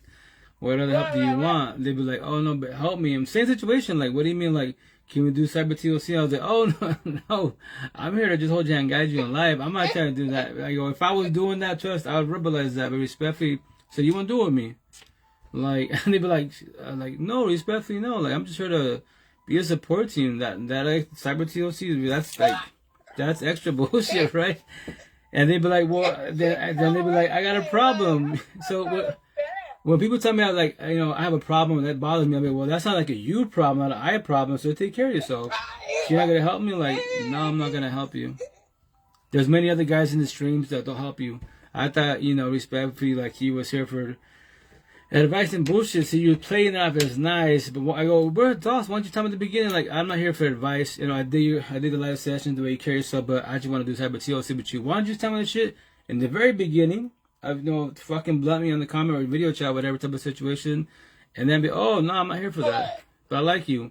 It's feelings. It's just feelings. So what are you just lusting? Everyone's got lust. Like that corny ass line, which I'm gonna tell my buddy. What do you bring to the table? Everybody in the mother cats and dogs be lust. Common sense. Do you bring me love? You're healing, healed, or do you bring toxic love inside your broken? Lost every which way you're fucking numb. You don't want to feel these feelings, so I don't want lust. I want toxic love and lust. I want love and lust, not toxic love and lust. And that's what I told a couple females, like, you offer toxic love and lust. And you can pull everything. Yes, you females run the universe, especially in social media. 1,000. Any female live, she's got 1,000 upon 1,000 for the most part, especially the OnlyFans offering flesh. Common sense. It don't hurt my feelings, but she can't teach me anything about life. I know that, but the man-made dollars, she making zillions. I comprehend that. Cyber chicks to pay the pockets to the fullest, but that is her choice, free will.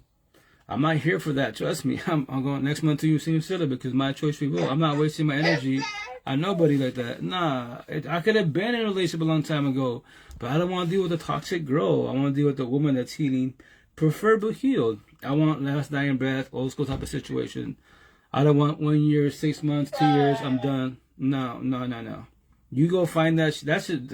Short-term relationships are everywhere. Dime a dozen. 90 days tops. After that, it's over. You guys have been like bang like bunny porn stars. I felt bad. That's why I felt kind of bad because I'm thinking to myself, it's like, that's not me. And Right, like, but it's the feeling. I get it. I get the concept. Like, It's just the concept. Like, I get it. Okay, you're breaking the rules type of situation. Whatever, it's lust. I get it. But that should be with your partner. But if you want monogamous, A and B, or if you want to do poly-open, dating be so much easier if everybody's bio says what they're truly about. Not this. I'm looking. Like day naps. They're fucking garbage. Dead ass.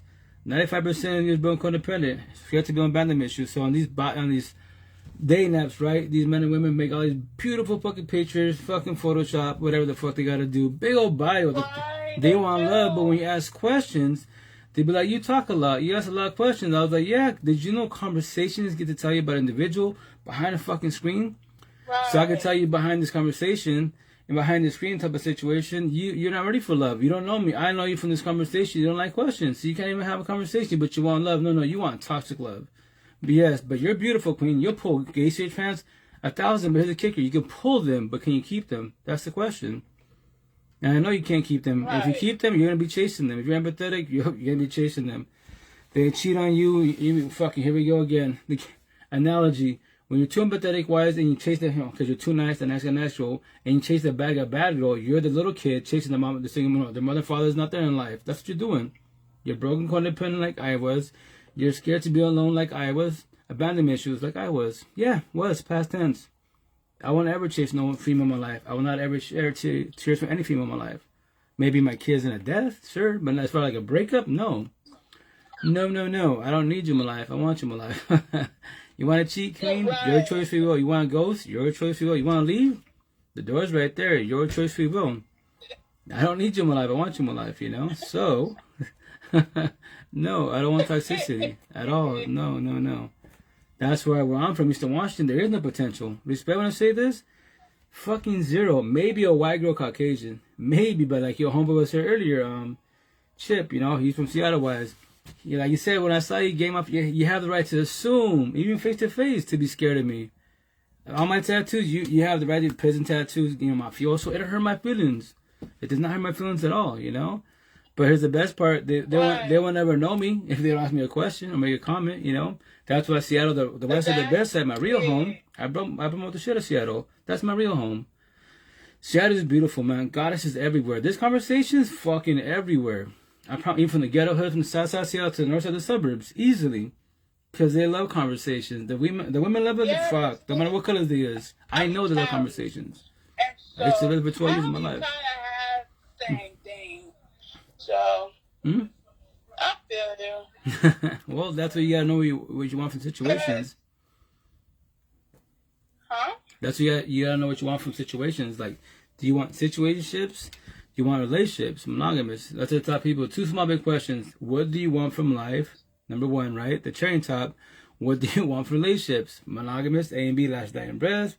Benefits, fuck buddy, situationships, no title on it. Poly, open swinger. Oh, heck no. There it is. If you can't answer the small big questions, you don't know the answer. Marriage. Okay, you want marriage, but are you ready for marriage? Do you love yourself enough for marriage? And let's say you do. You've worked on yourself. Have they worked on themselves? That's a question. Them. You cannot speak on their behalf. You can observe them. You can have a conversation. No. So that's a. I mean, I worked on it. Mm-hmm. Well. Hey, I was ready for it.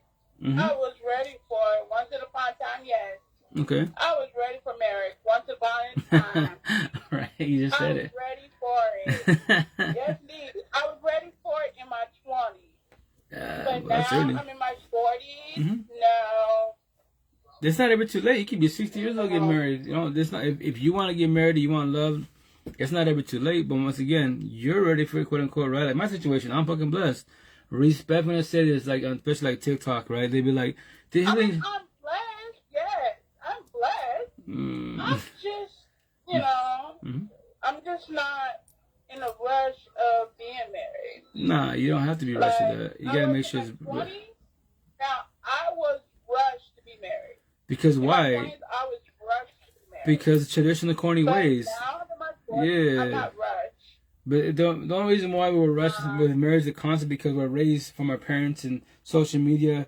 You graduate, you do college, whatever, get married, kid in the family. Welcome to fucking being the American dream type of situation.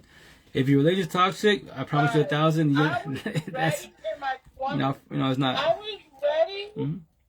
I was ready to be married at 20 years old. Fuck, that's I young. was ready at 20. That's young. I was ready at 22.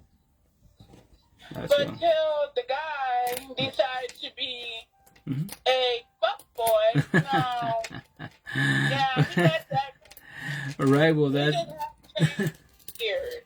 Well, that's the situation. You gotta, that's what you gotta observe people. Remember, there's no one's perfect, we have flaws, right? But that's what you stay observant. Like I was taught almost 4 years ago, right? All the red flags, all the answers in front of your face. How so? Everybody for who they are. Everybody. Anyone can cheat, leave, ghost. No more? Is when I learned that he was fucking my best friend. Well, that's why you stay observant of your best friends. Everybody around you. Remember this.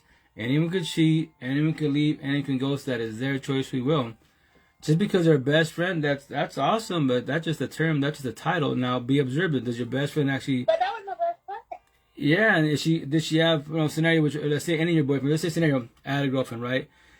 And I got my homeboy and she's my best friend, quote unquote, but I know he's a fuck boy, or he's flirtatious, and I see him through my partner, right? And all my partners, if I don't open my mouth and verbalize my baby boy, check it out. You can fuck around whoever you want to, but not with my girl. You're my boy, quote unquote, right? But I was just bullshitting. No, you're passing boundaries, baby boy. Keep doing that shit. Let's say scenario. She's hitting on my girlfriend, right? And my girlfriend's like, hey, yo, I'm with your boyfriend. I'm with your best friend type of situation. Why are you being disrespectful? So what's she doing? She's verbalizing boundaries, and he's passing them. And I tell him, chill out, baby boy, keep out with your bullshit. I already told you can fuck around whoever you around here in the street, but not with my girl. If you keep doing that, you and I will squash it. But I'm your boy, and... She verbalized boundaries, and I love her for that. There is no love here, man. You're disrespecting. So with that said, I'll squash the situation between you. Become no best friend, you're a friend now, an associate type of situation. Always like that. Let's say scenario, I've been knowing for 2 months. Yeah, but we're blessed for 2 months. I've been knowing for years, and you're passing boundaries, and you're my boy, quote unquote, my best friend. Fuck your shit. I go to church. I don't give a fuck if you go to church. That doesn't make you a good person. That's just a building. Actions be louder than the words. No, fuck all that. It happens all the time. Me and my best friend, we was going to church together. like we hung out right. Yo, that's just part of it. Once again, religion is beautiful. It's just on the individuals. Everyone that goes to church, whatever your higher power, spiritual, Allah, Buddha, your God can be, it can be a water bottle. Let respect. So as long as you, what I preach, as long as you live God-like, the Ten Commandments, Jesus-like individual, then you are blessed as an individual. You, not your best friend, not your parents, not your kids. You. Then you and I are talking about me. I know it's love, respect. What about the people around you? That's where I preach about environments. How is your environment like? How are the people around you? That tells you everything about you as an individual. I promise you that. So that's why you stay observant. Huh? I lost everybody. It's okay. That made me who I am today. Right. That would make me who I am today. Mm-hmm. That would make me today. Yeah. Because now it's like I don't trust to have friends. I don't trust people. Well, you have the right to feel like that because what you've been through. That's what's called trauma, right? Right, it hurt you. Now you're traumatized, right? I was the same thing. My situation. Yeah. Who do I trust? I preached it for 3 years, right? I barely switched it up a year ago, like going on a year, right? I used to say then, like, which female in the whole universe can I put trust and loyalty in? If I know 1,000 and factual 1,000 that anyone could leave, anyone could cheat and ghost, who am I gonna trust? You know what I mean? That's a scary thought to have, right? So, but I tell people, I worked on myself, so I dissected it, right? So I was like, check out. I promise you 1,000. The person, for the most part, the people that can be there long-term, not dying bad, traditional ways, who are they? Very simple, black and white. If I think I get my hair tied, black and white, yin-yang type of situation. Who? The religious people, all the religious people that are really religious, to show respect, And the spiritual people, that's the people that you have by your side, they ain't gonna get believed. Especially if he or she has the V card, the virgin card, oh yeah, they ain't going nowhere. Trust, because why? Once upon a time, we were virgins. We were fucking pure. Our mentality was fucking peace, love, respect, care about that situation, right? And then, like my situation, I'm the nice guy, and I lost it to the fucking bad girl. I'm empathetic, too empathetic, while she's too narcissistic. So I lost it to lose a disciple, the fuck up with the universe. But no one taught me this shit. So what happened to me? My mentality changed every which way. But here's the kicker. For 12 years, in my eyes, in my head, I saw her as a goddess. All I know is her. Trust and loyalty to the fullest, right? As I was taught. So that's what I'm telling you. That if you want a healthy long-term relationship, you date people who are religious or spiritual healing journey. You can actually do what? Conversations, communication, and comprehension. If no comprehension, definitely not communication. You know what? I didn't believe in cheating. I didn't believe in, you know, a lot of shit. Until I started dating. Well, Until I started dating. well, that's where everything changes. Right. Bum-ass motherfuckers, you know? Bum-ass. Right, but... Like, at first, I didn't believe in cheating. I didn't believe in that shit. Well, cheating is wrong, but you know, it's the easiest thing to you do. know, going to church, getting married, and Traditional you ways. know, having a bunch of damn kids. That's what I got with my damn retarded ass boyfriend. Right. It's just like, you know, it all changed. It all changed my whole damn, you know, Your mentality. Right. On what the fucking life is. Correct. One Like, I person. didn't know that. One person. And it starts with one person. I didn't know about cheating. But I didn't even know that there was an internet world. well, once again, So that shit is if you have no guidance and no support, how you supposed to know? That's everybody. Like the cool thing, like if you're older or you're younger, whatever type of situation. But you have a support team. What are we doing? We tell a story now. We got it for Forewarn. Anyone that's younger than us hearing these conversations, I tell everybody. they can hear all this. You know. If I can go back, if I can go back in time, I let that motherfucking go. But yo, chill out. I would have said no. Hey, Blue. Question. You know, I'm a Hold on, question. both of them. Awesome subject. Okay, let's talk about that. Go back in time, right? So scenario, in our heads, we can't go back in time. Like the whole thing with time machines, in our heads we can. So what do? The past itself, you have two versions.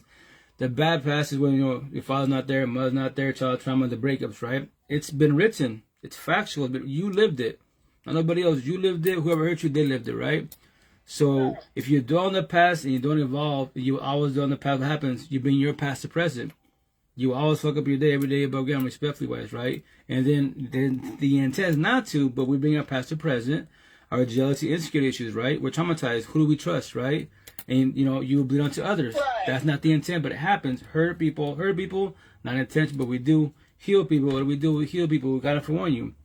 So the bad past is you dwell on it, you don't ever evolve. Or the time machine, you go back in your head, okay, I went through a breakup, why did it fall apart? That's my tattoos. My support team. I let go of my exes, all my past pain, my toxic love, trauma, and child trauma. My doors of pain, my matching, my tattoos, right? So what I do, like I was telling my support team, okay, the breakup's happening, it sucks. You're losing your second family, and it sucks, I know. Now seeing your father again, all this bloodbath, right? But let's figure out, okay, how did it fail? You know, and my support team, what do you mean? It's time to tell the truth, do some accountability wise type of situation. So what was your red flags that you can remember? What was her red flags? I dissected, okay, every time that you tried... No, well, I'm talking in general wise. My red flag, I can tell you my red flag. My red flag was, let's see, started in high school. That was the one red flag. Red flag, I should have listened. Should have listened to that one when everybody told me in high school, dump him. He's not good for you. But you don't know better. He's going to bring back. Right, but you don't know better. So remember I this. should have listened to the whole school. Right, but do you know why you didn't listen? I should have listened. Right, but do you know why you didn't listen? Oh, because I loved the monkey. There it is, love. But remember this, you loved him. If he's toxic, he didn't love you, he had love for you. So you offered toxic love. You did opposite attract. The downfall is when you're too empathetic, what do? You over love. That's our problem. You know everything about your partner, you don't know shit about yourself. And the second red flag, Yeah. then the second red flag was when he sat and said, oh, can I live with you? Because I can't find a job.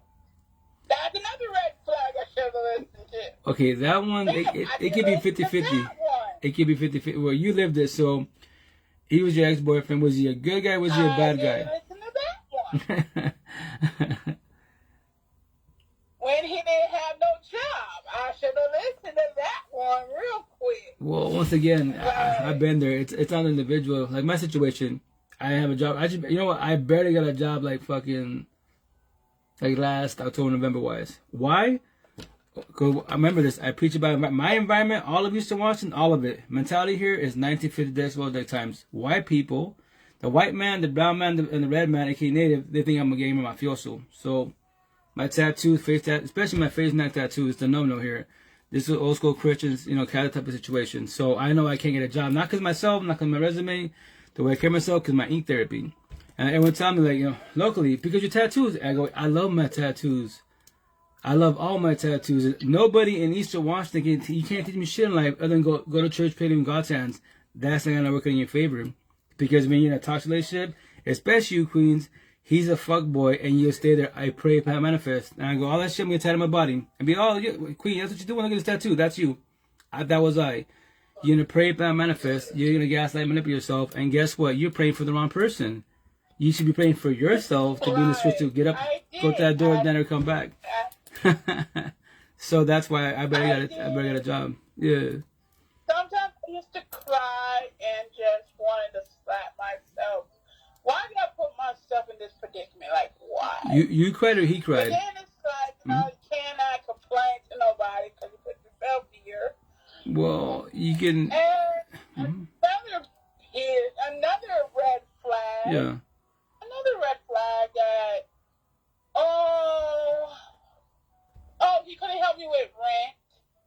Even though he sat there and said that he would help me. But did he have a job when he told you that? Or he didn't have a job? He gave me $50. Was he working or not working? What the heck is $50 gonna do? Right, but was he working then or no? I'm asking. No, he was a street boy. Oh, well then. Yeah, he was a street boy. Well, respectfully, there's your problem. You're doing opposite attract. You're the nice guy. I mean, the nice girl. He's the bad boy. So you did opposite attract. Respectfully, that's why you fell on your face. Pretty much black and white. That's what I'm just like. Yeah, that's like my first day mom situation. Yeah, listen to everybody. But remember this, like. As a forewarning, when the outside looking in, if everyone tells you that my situation, my first baby mom, for 12 years of my life, right? Before I opened my mouth in Seattle, right? No tattoos at all. I had my long hair, braids at the tip, right? No tattoos. I heard it for 12 years of my life in Seattle, right? All the time. Don't matter from the ghetto hood, the south side to the north side, all the time. They look at us as a couple. Before we open our mouths, they'd be like, I'm surprised. What? Because I looked at you as a couple. Before you open your mouth, I would think she's angel and shit, and you're the little devil, like you're a hoodlum type of situation because the way you carry yourself. But when you guys open your mouths, you speak to each other, like, and they tell me, like, why are you with her for 12 years? You deserve better. Like, what? But I love you. Like you'll learn. I heard that for 12 years, you'll learn. Yeah, it took me fucking 12 years, 3 hours to finally get up and leave and choose myself. That's a long fucking time. But I cannot be hard on myself because none of my family taught me this shit. No one taught me locally where I'm from over there. I had a little guidance here and there, yes, but no one said, shut out Marge. Damn, I have the name right, Marge. That girl right there, I'm for warning you, it's your choice, your free will, your journey, but that girl is fucking a disciple. She's way too narcissistic. And I know you love her, the V card, yeah, she's your first one. You probably did for years to be, but here's the kicker. I'm always in your pocket, 24/7, 365. We can talk about this. I can't fit in and save you. That is your own journey. But I can hold you and guide you. I promise you that. I can heal you, guide, support, uplift for one channel. My love to you. I promise you that. And I have a support team. We can all hold you and guide you, but every day above ground, that is your free will and choice. Go to that. You go to work. We're talking face to face. Why are you going back to her? The kids, it's gonna hurt. It's called co-parenting, but it's gonna hurt. But it's better to be better for the overall outcome. But no one taught me this shit, right? So you cannot be hard on yourself. If no one taught you what empath narcissists are, which within all of it, we can all be narcissistic. How we function spiritually, emotionally, mentally, and beings, then there's your flaw, like my flaw. God, Allah, Buddha, that's part of it. I guarantee the Bible, there's passages what I'm talking about. Support team. Why am I here talking to you guys? Right. But right. And people used to tell me all the time, well, you're such a cute couple. You because, you know, y'all going to church, y'all fellowshipping, and, you know, and stuff. And I'm just, back in my mind, all I can think about is, are they lying to me? Nah. They must be out their mind. They're probably just going by cosmetics, the vessels. About, oh, yeah, you're fellowshipping, and, you know, you're going to church, all that. That's a I positive. would just sit there and just right, but sit remember, there and cry. but Blue, remember this, Queen. And think to myself, it's like, oh, for real? Are you for real? But Blue, remember this. From the outside looking in, they see a couple going to church. Respect nowadays, you don't see a lot of couples going to church. You know, it's either one partner, both partners. Right. So with that said, they're just going like, of what they see. Only if you verbalize shit out, you know, thank you for the compliment, but, you know, we're going through a lot of shit. He's not a really good person. He's trying, but, you know, he might be good in front of your face. But at home, on my four walls, everything changes. But they don't know that. Remember this. Everything changes behind closed doors, right? AKA the four walls. Exactly. That's why, I mean, you know, that's why I used to be in my head all the time and be like, right? why are they even playing like, why are they even saying this? He ain't even like this. Well, remember, he's being nice to them. Well, okay. Well, remember this. Everybody has narcissistic traits. I got it, you got it. So he was nice to others. Hey, what's up, mister? How you doing? But as couples, this will become narcissistic. On one side or both sides are narcissists to each other. Because it's our relationship. It's not their relationship. Those are friendship associates. That's all they are. Hey, what's up, sir? How you doing, miss? Right. We treat others good, right? But our partners, we treat them like shit. Vice versa. One side or both sides. You know? But that's the couple. It's not nobody else's situation, but the couple. And here's the best part. When you're in toxic relationships, what do? Right. You fantasize about love. You see everybody happy around you, right? They're holding hands. Oh, the couple, or, you know, let's say they're 60 plus, lovey-dovey and shit like that. And what do we think to ourselves? Damn, why can't I have that? You can have that whenever you want to, but the door's fucking right there. Leave, don't ever come back. But no, your heart feelings. I don't want to be mean to them, hurt their feelings. What will happen to them if I leave them? They're not your fucking kid. To be blunt, there's your problem. You become their mother or father. Don't do this. Don't say that. Don't wear that. What? They're not your fucking kid. They're an adult. Somebody will take them in. So be selfish. Fuck them. Pray for them. Go through that door. Don't ever come back. Don't even look back. Right. Someone so she will take your ex in. You know what the favorite line was when they see me? They'd be like, "Oh my goodness, y'all should make some babies. Y'all should get married." No. Marriage. No. In my head, it's like, no. Well, see, that's what you learn from the situation. Like you said in your head, right? So from now on, scenario, let's say in another relationship, it starts good and then it starts falling apart. And let's say this happens again. You go to church, he's going to church, and now when these women, let's say they're the same women again, oh, you know, you're a couple, etc. Why is you have babies? Like, and they're verbalizing, no. You don't, behind closed doors, he's a different person. So you don't see what I do with situations. So no, I'm not having kids with them, and I'm not getting married. You know, if you hurt his feelings, so be it. The door, he can leave whenever he wants to. You can leave whenever you want to. And respectfully, why are you going to church for? Right. Because when you're not empathetic, remember this, when you're too empathetic, what do? Especially religious. You pray to God, right? Allah, Buddha, whatever your higher power is. I pray, plan, manifest, my power changes the ways to be a better person, because I know I'm not the best, but I try to do better, God, right?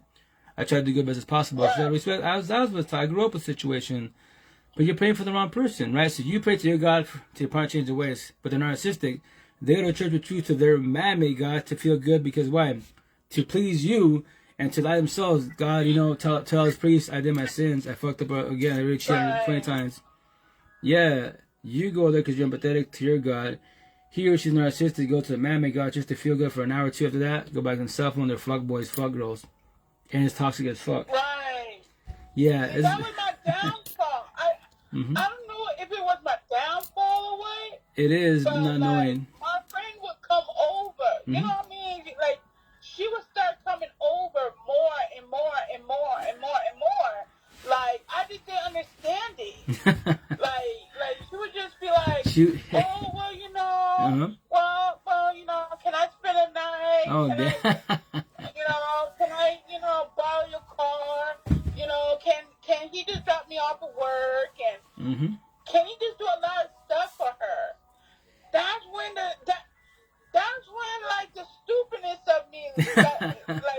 Nah, I you're not. should have known what the red pill was. I should have No, known. it's the red flags, not the red pill. That was the red flag. The red But flags. see, I didn't even understand the red flag though. See, But that's the point being. where, No one taught you this, so don't be hard on that's where yourself. my craziness come in, like, Right. you know, my dumbness come No, into no, play. no. Like, It's not even like I should that. have known that was a red flag. I should have But known. Blue, how can you know if you don't know if no one taught you this? So we can call it. Remember, I tell you when I'm laughing, I'm not laughing at you. I'm laughing with you. Like I was dumb, like he was dumb, right? But please don't be hard on yourself because if no one taught you this conversation, how can you feel dumb? My situation, respectfully, none of my family, zero, right? My mother, they live next door to my pops, right? They can't teach me this. To this day, they can't. All they teach me is go to church, pray, live in God's hands, and that's all they got from me. Nothing about my tattoos, zero. So I cannot be hard on my parents if they don't know the answer. I cannot be hard on my grandparents if they don't know the answer. I can't be hard on my siblings, cousins if they don't know the answer. My aunties, uncles, they don't know the answer. And they're still together to this day in a toxic relationship. And the priest knows that respectfully, a lot of my uncles, cousins, the male cousins, are fuck boys. And they all go to church. Fucking hypocrites. And I'm the crazy one. But I pray for them. That's their journey, not my I journey. should have learned that. You know, my best friend wasn't really my best friend. Well, Like, you know, she was just a fuckery. Like Well, a talk. Blue, but check it out. I should have learned that too. Right, remember this. Initially, you were before him, right? Before your ex-wife, right? Ex-boyfriend, before your boyfriend, Jonathan, right? Your best friends, right? But here's the kicker. That's why it's called this shit. Hard feelings is called empathy and sympathy, communication. If you can't build compassion, then you easily catch feelings. And then one scenario, it happens all the time. Us men are more narcissistic, aka boys, so we're not taught to express our feelings to our partners, which is you, right? So who's gonna talk to? Every bit of the mother but you. So when he talks to any other female, and if you females for the most part empathetic, more caregivers, what do? You give advice and potentially start catch feelings, and you think, you know what? I know that's my best friend, but I know I can offer more love than she's loving him. Because what am I doing? Saying, who is he doing? Complaining about you, right? Your guys' problems. So she's gonna drop the influence. Check out. If he was with me, whatever he's bitching about you wise, right? She's gonna offer it. And then what happens? She opened the door. Now what's he doing? Every day above ground, we got free one choice. What are you doing? What are you choosing, right? So I call it the influence. There has to be a book or has someone said in podcasts before any was reborn. What's the influence? If I'm in a toxic relationship, right? I'm not taught to express my feelings. So I talk to scenario. Because of TikTok, right? I talk to my coworkers. Let's say a female at the Starbucks, because they see me, I'm sad, I'm down, or I'm angry. Hey, how you doing? A simple question. How you doing? How's it going? You know, you look sad, you look mad. You know, everything okay at home? How's your wife doing? How's the kids? That's all she's got to say. And then from there, you know what? Now we're bumping heads. So the intent is like, all my conversations platonic, no passing boundaries, love, respect. Or if the person doesn't know how to control their hard feelings, and I'm complaining about whatever to whomever it is, they can catch feelings, and all you gotta do is the influence. If you was me, Rito, check it out. I will show you love. If you was me, you know, we do TLC. What's up, Mr. Positive? How you doing, Mano? And so on and so on. So what's she doing? The influence. So she opens the door. So I remember, let's say, Blue, you're my wife, right? And we're bumping heads. You're my housewife, right? I got my coworkers, right? I have my 7-Eleven wife. Let's go to Starbucks. I got my Starbucks wife, church wife, club housewife, the taco truck wife. I got wives everywhere. Because why? I'm expressing my feelings to these females. And they drop the influence. If you with me, I will give you love. If you with me, so I have options. And I remember this. All I got to do is what? Simple as this. I nowadays with social media, ask any female on the street and vice versa. What's your Snap? What's your IG? What's your Facebook? That's all you got to do. And then from there, wise conversations. We didn't have it. I mean, we had it, but we didn't have it yet. You know what I mean? We didn't have it yet. You know, the phones didn't come yet. Right. So that's why I'm just thinking to myself, it's like, you know, I didn't know that, you know, they was talking. I didn't know that. Right, because remember this, that's why she started coming more often. Myself is like, why they talking more than whatever? Because you didn't see the red flags. No, well, no, you didn't have a support team. Queen, you didn't have a support team. Trust me, I did the same shit. Your story is my story, my first baby mom's. I'm the female, she's the male. I'm the empathetic one, she's narcissistic. talking to all these guys. Oh, they're just talking bullshit that I know of. Because I had no social media. I had a smartphone, but no social media. I had no MySpace, no Facebook that I know of. She messed with one guy that I know of. She get a messing with 12 years. Every day bugged on. She get a mess with everybody. I don't know because I was always working. That I know that I dealt with was one. But it could be one of 1,000. I don't know. Like, right. But no one taught me this. But it's a good thing that I caught it. You know what I mean? Like I caught it. Right. Because the breaking point of me catching it is when he called me sick. You know, he said he was sick. And so, you know, to go to the store and go pick up some medicine for him. Mm-hmm. So, you know, like a dummy would, you know, like a nice, girlfriend would, you know, I go pick up some medicine, pick up, some soup, how was I supposed to know he had company? Now, this guy's supposed to be sick.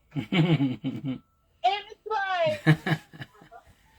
he had the nurse over, right? You're supposed to be sick, and there's 2 glasses on the table, and I'm thinking to myself, it's like, if there's 2 glasses on the table, how are you sick? Until I see one of them with lipstick on the glass. And I heard him laughing, so I went in the room, and I seen him having sex. I'm all like, who's that in the bed? That was the nurse. My best friend in the bed with him. Fuck, yo, that's wild. So I found him in the bed. Now he's talking about he's sick. Now, how are you sick but you're fucking? Let's think of that one. How are you sick and fucking? Does that make any sense? If you was sick, would you be having sex? Well, respectfully, like, he had the biggest balls in the universe for you just to get medicine. Like, what do you think? Do like a 1 2 minute quickie and then peace gotta go? Like, yeah. So, yeah. I'm just thinking in my head, like, if you're sick, how are you fucking? Well, they've been... Does that make any sense? No, obviously not, but they obviously didn't really care. So, because if they did, trust they would have thought about it really good, and maybe they didn't give a shit, and you know what? Catch me. Scenario, my situation, right? With my first baby moms, right? So, at the end, technically, I did cheat, but I didn't care, because, remember this, 2 wrongs don't make it right. So, she cheated, but the reason I did what I did at the very end, because she sold me a dream, right? She's like, the breakup happened, and at the end, she's like, oh, let's be a family again. So, obviously, I'm empathetic. I want to be a family, said all the good shit. And then she sold me a dream, right? We're trying to, talk through TLC. She's like, she couldn't do TLC. She's like, what? She's like, I'm going to tell you the truth now. Okay, what's the truth? I told you that because that's what I put a roof over our daughter said in my head. I used you for leverage. I was like, oh, really? So what I did, fuck it, on my cell phone, all the females I denied for 12 years, right? All of them. I hit them up because they remember in Seattle. Can I speak? Remember, it's environments in Seattle. For the most part, a lot of women are extroverted, and they're very blunt. They're not shy. They will shoot their shot. This is 2011, a long time ago, right? So they told me, shit out, Rito, aka Marge, then my other name. I'm just letting you know. I know you got a woman in your family, but if it ever falls off, and you have it, have it in your mind, this is yours. What? This is all yours whenever you want. So I hit them all up, did my thing. And the only reason why my ex found out because I had tired doing benefits. Get my cell phone, have fun with it. And here's the best part: she was so narcissistic. Why? She did not give a shit about the females. She gave a shit about $1. And I was like, so I'm smashing all these females, and you care about $1? Like, I'm not spending teriyaki, Olive Garden, basic shit. Like, I don't spend money on you. Why would I spend money on any other female? Respectfully, was like, no, just we're doing our thing and that's it. And she's like, dude, all these bitches. I was like, no, get that shit correct. You're the bitch. These are actually women, because these women show me no respect, and they're not even my girlfriends. None of them are. Benefits. And you're my girlfriend, quote unquote, and we're not having conversations at all. We ain't doing shit. Yeah. So, yeah. That's why, once again, it's all on the conversations. You gotta know what you both want from the situation and the intent of the healing journey, so you can comprehend all the red flags. So then when you comprehend the red flags, you observe the red flags, you stop collecting red flags, and then you collect green flags, and you realize boundaries. They fucking won. Don't be, well, I like him or her, I just barely met him. But if you don't like people that are jealous and trolling, then what do you want to do? Accept it? Then go fall on your face. I'm not going to accept no one in my life at all. You be friends and associates. That's why I'm blocked out. There's no dates. One date and that's it. Let's talk about it. What do you say? I'm an adult, you're an adult. I'll ask you different questions. How you doing with your child trauma? How's the parenting? Your parents there and so on and so on. That's a major issue right there. If you become triggered, what happens? It's always just easy to be by yourself. Yeah, well, that's a healing journey. What he did me, I was broken. Yeah, traumatized. Hurt, destroyed. It made me not want men. It made me not even want. It destroys you. Right, and you have the right to feel like that. It just feels like men are just stuck. Yo, welcome to my world. It's a lot. Feels like men suck. Yeah, well, that's why when I taught about the word narcissistic, the boys and girls give no fucks. Everything. That's why the bad guy, bad girl, everything they touch destroy. Everything. Especially as partners, and they try and bind you. So fuck all that. But once again, you everybody has initially the right to feel like that. But it starts with you. You fall back. You start the healing journey. Okay, let me fall. Like I was taught, dissect the red flags. What you did wrong, what they did wrong. Every time there was altercation, did you cause it, did she cause it? And here's the best part, they told me, and here's the cherry top. What? This is a tight answer why the relationship failed. Before you met her, what were you doing in life? That will tell you everything right there. Were you healing? Was she healing? What? That will tell you. If nobody's healing, there it is. No one taught you this conversation, so you're both being in life. But remember, dig deeper. Was she at a relationship? Were you at a relationship? And that'll let you know what's going on. So that's why. I don't even know how I met. I don't even know how I met this girl to be my best friend. Well, that's why you go back. No, wait. I know how I met her. Yeah. We was high school friends. There you go. Friends in high school. Right. But at the same time, though, I didn't think she was like that. Well, maybe she wasn't trying to be like that. But remember this. If you women respectfully, if you're too empathetic wise, then you start catching feelings. That's the part the ball starts rolling. You're making a decision with your heart feelings instead of your mind, common sense, intuition, comprehension type of situation. Because if she was going with comprehension, mind, common sense, you should be okay. He's telling me about their problem, my best friend's problems. I can't vision to save him. I give him advice, but he starts to pass boundaries. Shut up. Keep passing boundaries. I'm gonna tell my best friend you keep passing boundaries, but no, she started catching feelings. When you make the decision with your feelings, you will always fall on your face. I guarantee you that. 1,000. Why think you always make toxic relationships? You believe people. Talk about my issues with her, though. That's the thing. No. He talked issues with her, though. No. He talked to her about your guys' issues, and she started catching feelings. And I guarantee you, she dropped the F line. If you was with me, I would show you love. If you was with me, I would give you more TLC. Whatever he's complaining about. From him to her, from you guys to him, wise to her, that's what it is.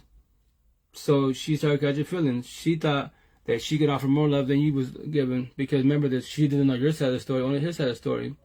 And obviously, she ain't really tell you that part of the story, because why? Doing the friendship, quote unquote, but she broke the rules, quote unquote, but that's on her. Both of them. We're trying to say this, it's easier to cheat than to have the adult conversation, sit down, babe, this is not working out. Because that becomes awkward. Yeah, because you have to try to feel your feelings, right? The downfall is this: when you do infidelity, you destroy people. So my tattoo behind my ear, Cane Talk / Bible Talk, documented, right? Bible Talk. Who's your first narcissistic sociopath psychopath? Cain took his brother Abel out, so we can all become Cain and take your brother Abel out. Whomever the fuck it is, with words, feelings, conversation, the truth, to the point you become triggered, the devil comes out of you, and now you're catching the case. You either whip their asses really bad, chop them up, stab them up, or they're physically not here no more because you became triggered. And that's why I say analogy behind my ear. We can all become Cains and take our brother Abel out. Be very cautious with that. So that's why you go out and get some air. If it's a toxic relationship, get away from the situation. It's not healthy for you. But I get it. We're brainwashed that we need people in life. No, you don't. You want people in life. They want you. That's why, like I was, my tattoo, to the universe, 95% of you Broken codependent, scarcity and abandonment issues. You are looking for love and happiness, people, and man-made BS. All you do is buy band-aids so you cut the wounds you're imagining in your head. The answer to life is the person mirror. All you ever need was you. The end. My tattoos. That's all it is. You. I want you happiness. It's a person mirror. I want unconditional love. It's a person mirror. You know, I just learned that, you friends, they come and go. Everybody does. But when they're like, you just ain't gonna meet a real one. You will. You will. Shit. Yo, shut up, Blue. My boy Carl, right, from Bigo. I've never met him in my life. Zero, right? I met him on Bigo I don't know, last year sometime. Don't call me now. He can tell you more than I can. I don't really keep this in my head. It's like September, October, maybe later than that. Never met him in my life, right? Other than Bigo Squad. He hit me up on IG because we found my IG maybe like 2-3 months ago. He's like, hey, Vito, question for you. What's up? I love questions.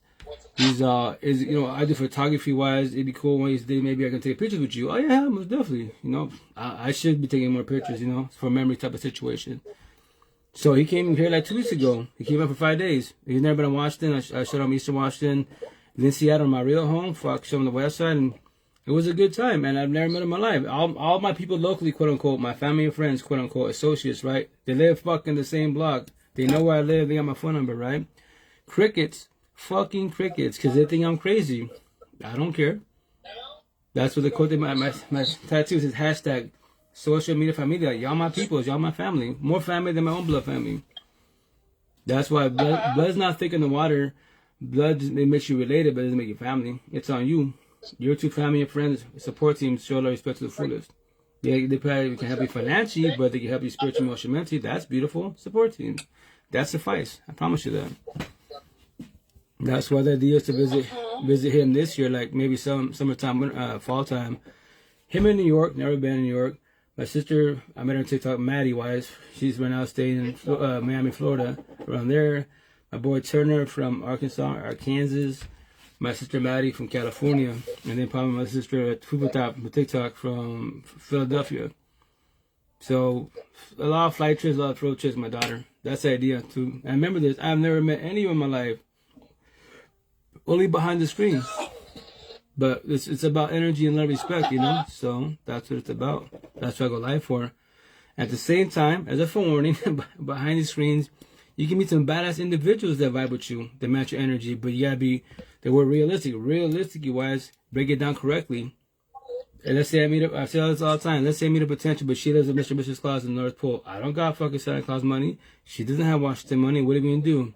Have LDR, long distance relationship on this phone and don't see each other for years because none of us have the financial, but we click every which way. That's awesome. But you're having a relationship behind a cell phone, cyber world. And trust me, I have a lot of one-on-ones, 2-3 years, 5 years, never physically met each other. I'm like, I pray for y'all. Like, if you're happy, you're blessed, you're blessed. This cell phone. So the day that Wi-Fi stops, then what? You can't call them, text them. That sucks, So, but teach your own. That's why behind the screen, you can catch feelings, but you got to control them. That's why it's called compassion. If not, then you're going to fall on your face. And the worst part about it, when you overthink the situation, they're love bombing, they call me, text for now. And when they ghost you, a cyber person behind the screen ghosts you and it hurts you.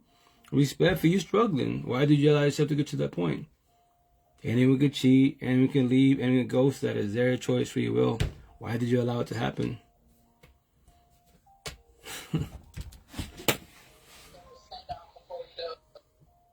I feel you. This is all just for warnings, once again. So yeah, but I love you. I'm about to get out because I gotta shoot the Wally World. All right. Yeah, so I'll be on tomorrow. Yeah, I work tomorrow night, so Okay. I'll be on tomorrow sometime. Or maybe, who knows, maybe I'll later on tonight because I gotta go pick up some stuff with my son, my nephew at Wally World, aka Walmart. After that, go do some gym therapy, come home, shower up, and go to sleep. And if I wake up earlier, I might go live again. But love y'all. Once again, I'm gonna get out here. So, I'm out to everybody, day by day, baby steps. Because remember, the life is not a race or no marathon. Enjoy it to the fullest, best as possible. Try to stay today, the present, the focus today, best as possible. The now, as they call it. the past has been written, right? So dwell on the past and evolve from it, dissect in a positive manner. That's why you can go to back to the future, quote unquote, all the good shit in your head, because you can. Your journey, comprehend the red flags so you don't keep falling on your face. And all my exes are crazy. All my exes, you know, they're all toxic. I wonder fucking why. All you know is toxic love. You don't know what love is. Respectful, like I did it. So don't fall on your face like that. And then, you know, my mom's universe 24/7, 365 about miles your pocket. DM, phone call, audio, however you want to do this conversation. You know, so it says free therapy, talks, relationships. Not certified, nope. I use the word coach because it's just a word. Not respect when I say this. You know, like, yeah. You know, the time all the time the Queen's like, why don't you go to college for this? Go be a therapist counselor. Like, no. Respectfully, no. I'm not knocking on anyone that wants to study therapy, you know, to be a therapist, counselor, psychiatrist, life coach, not your creator. I'm not gonna knock on you at all. That's your choice, free will. I'm not paying all that money for a piece of paper to say I'm certified. That's why I challenge all the universe in a positive manner. Teach me some shit I don't know about robbery of life. Respectfully, I don't care about mammy bullshit. I don't. I'm happy rich, only fan, down supercars, getting my fuel soon.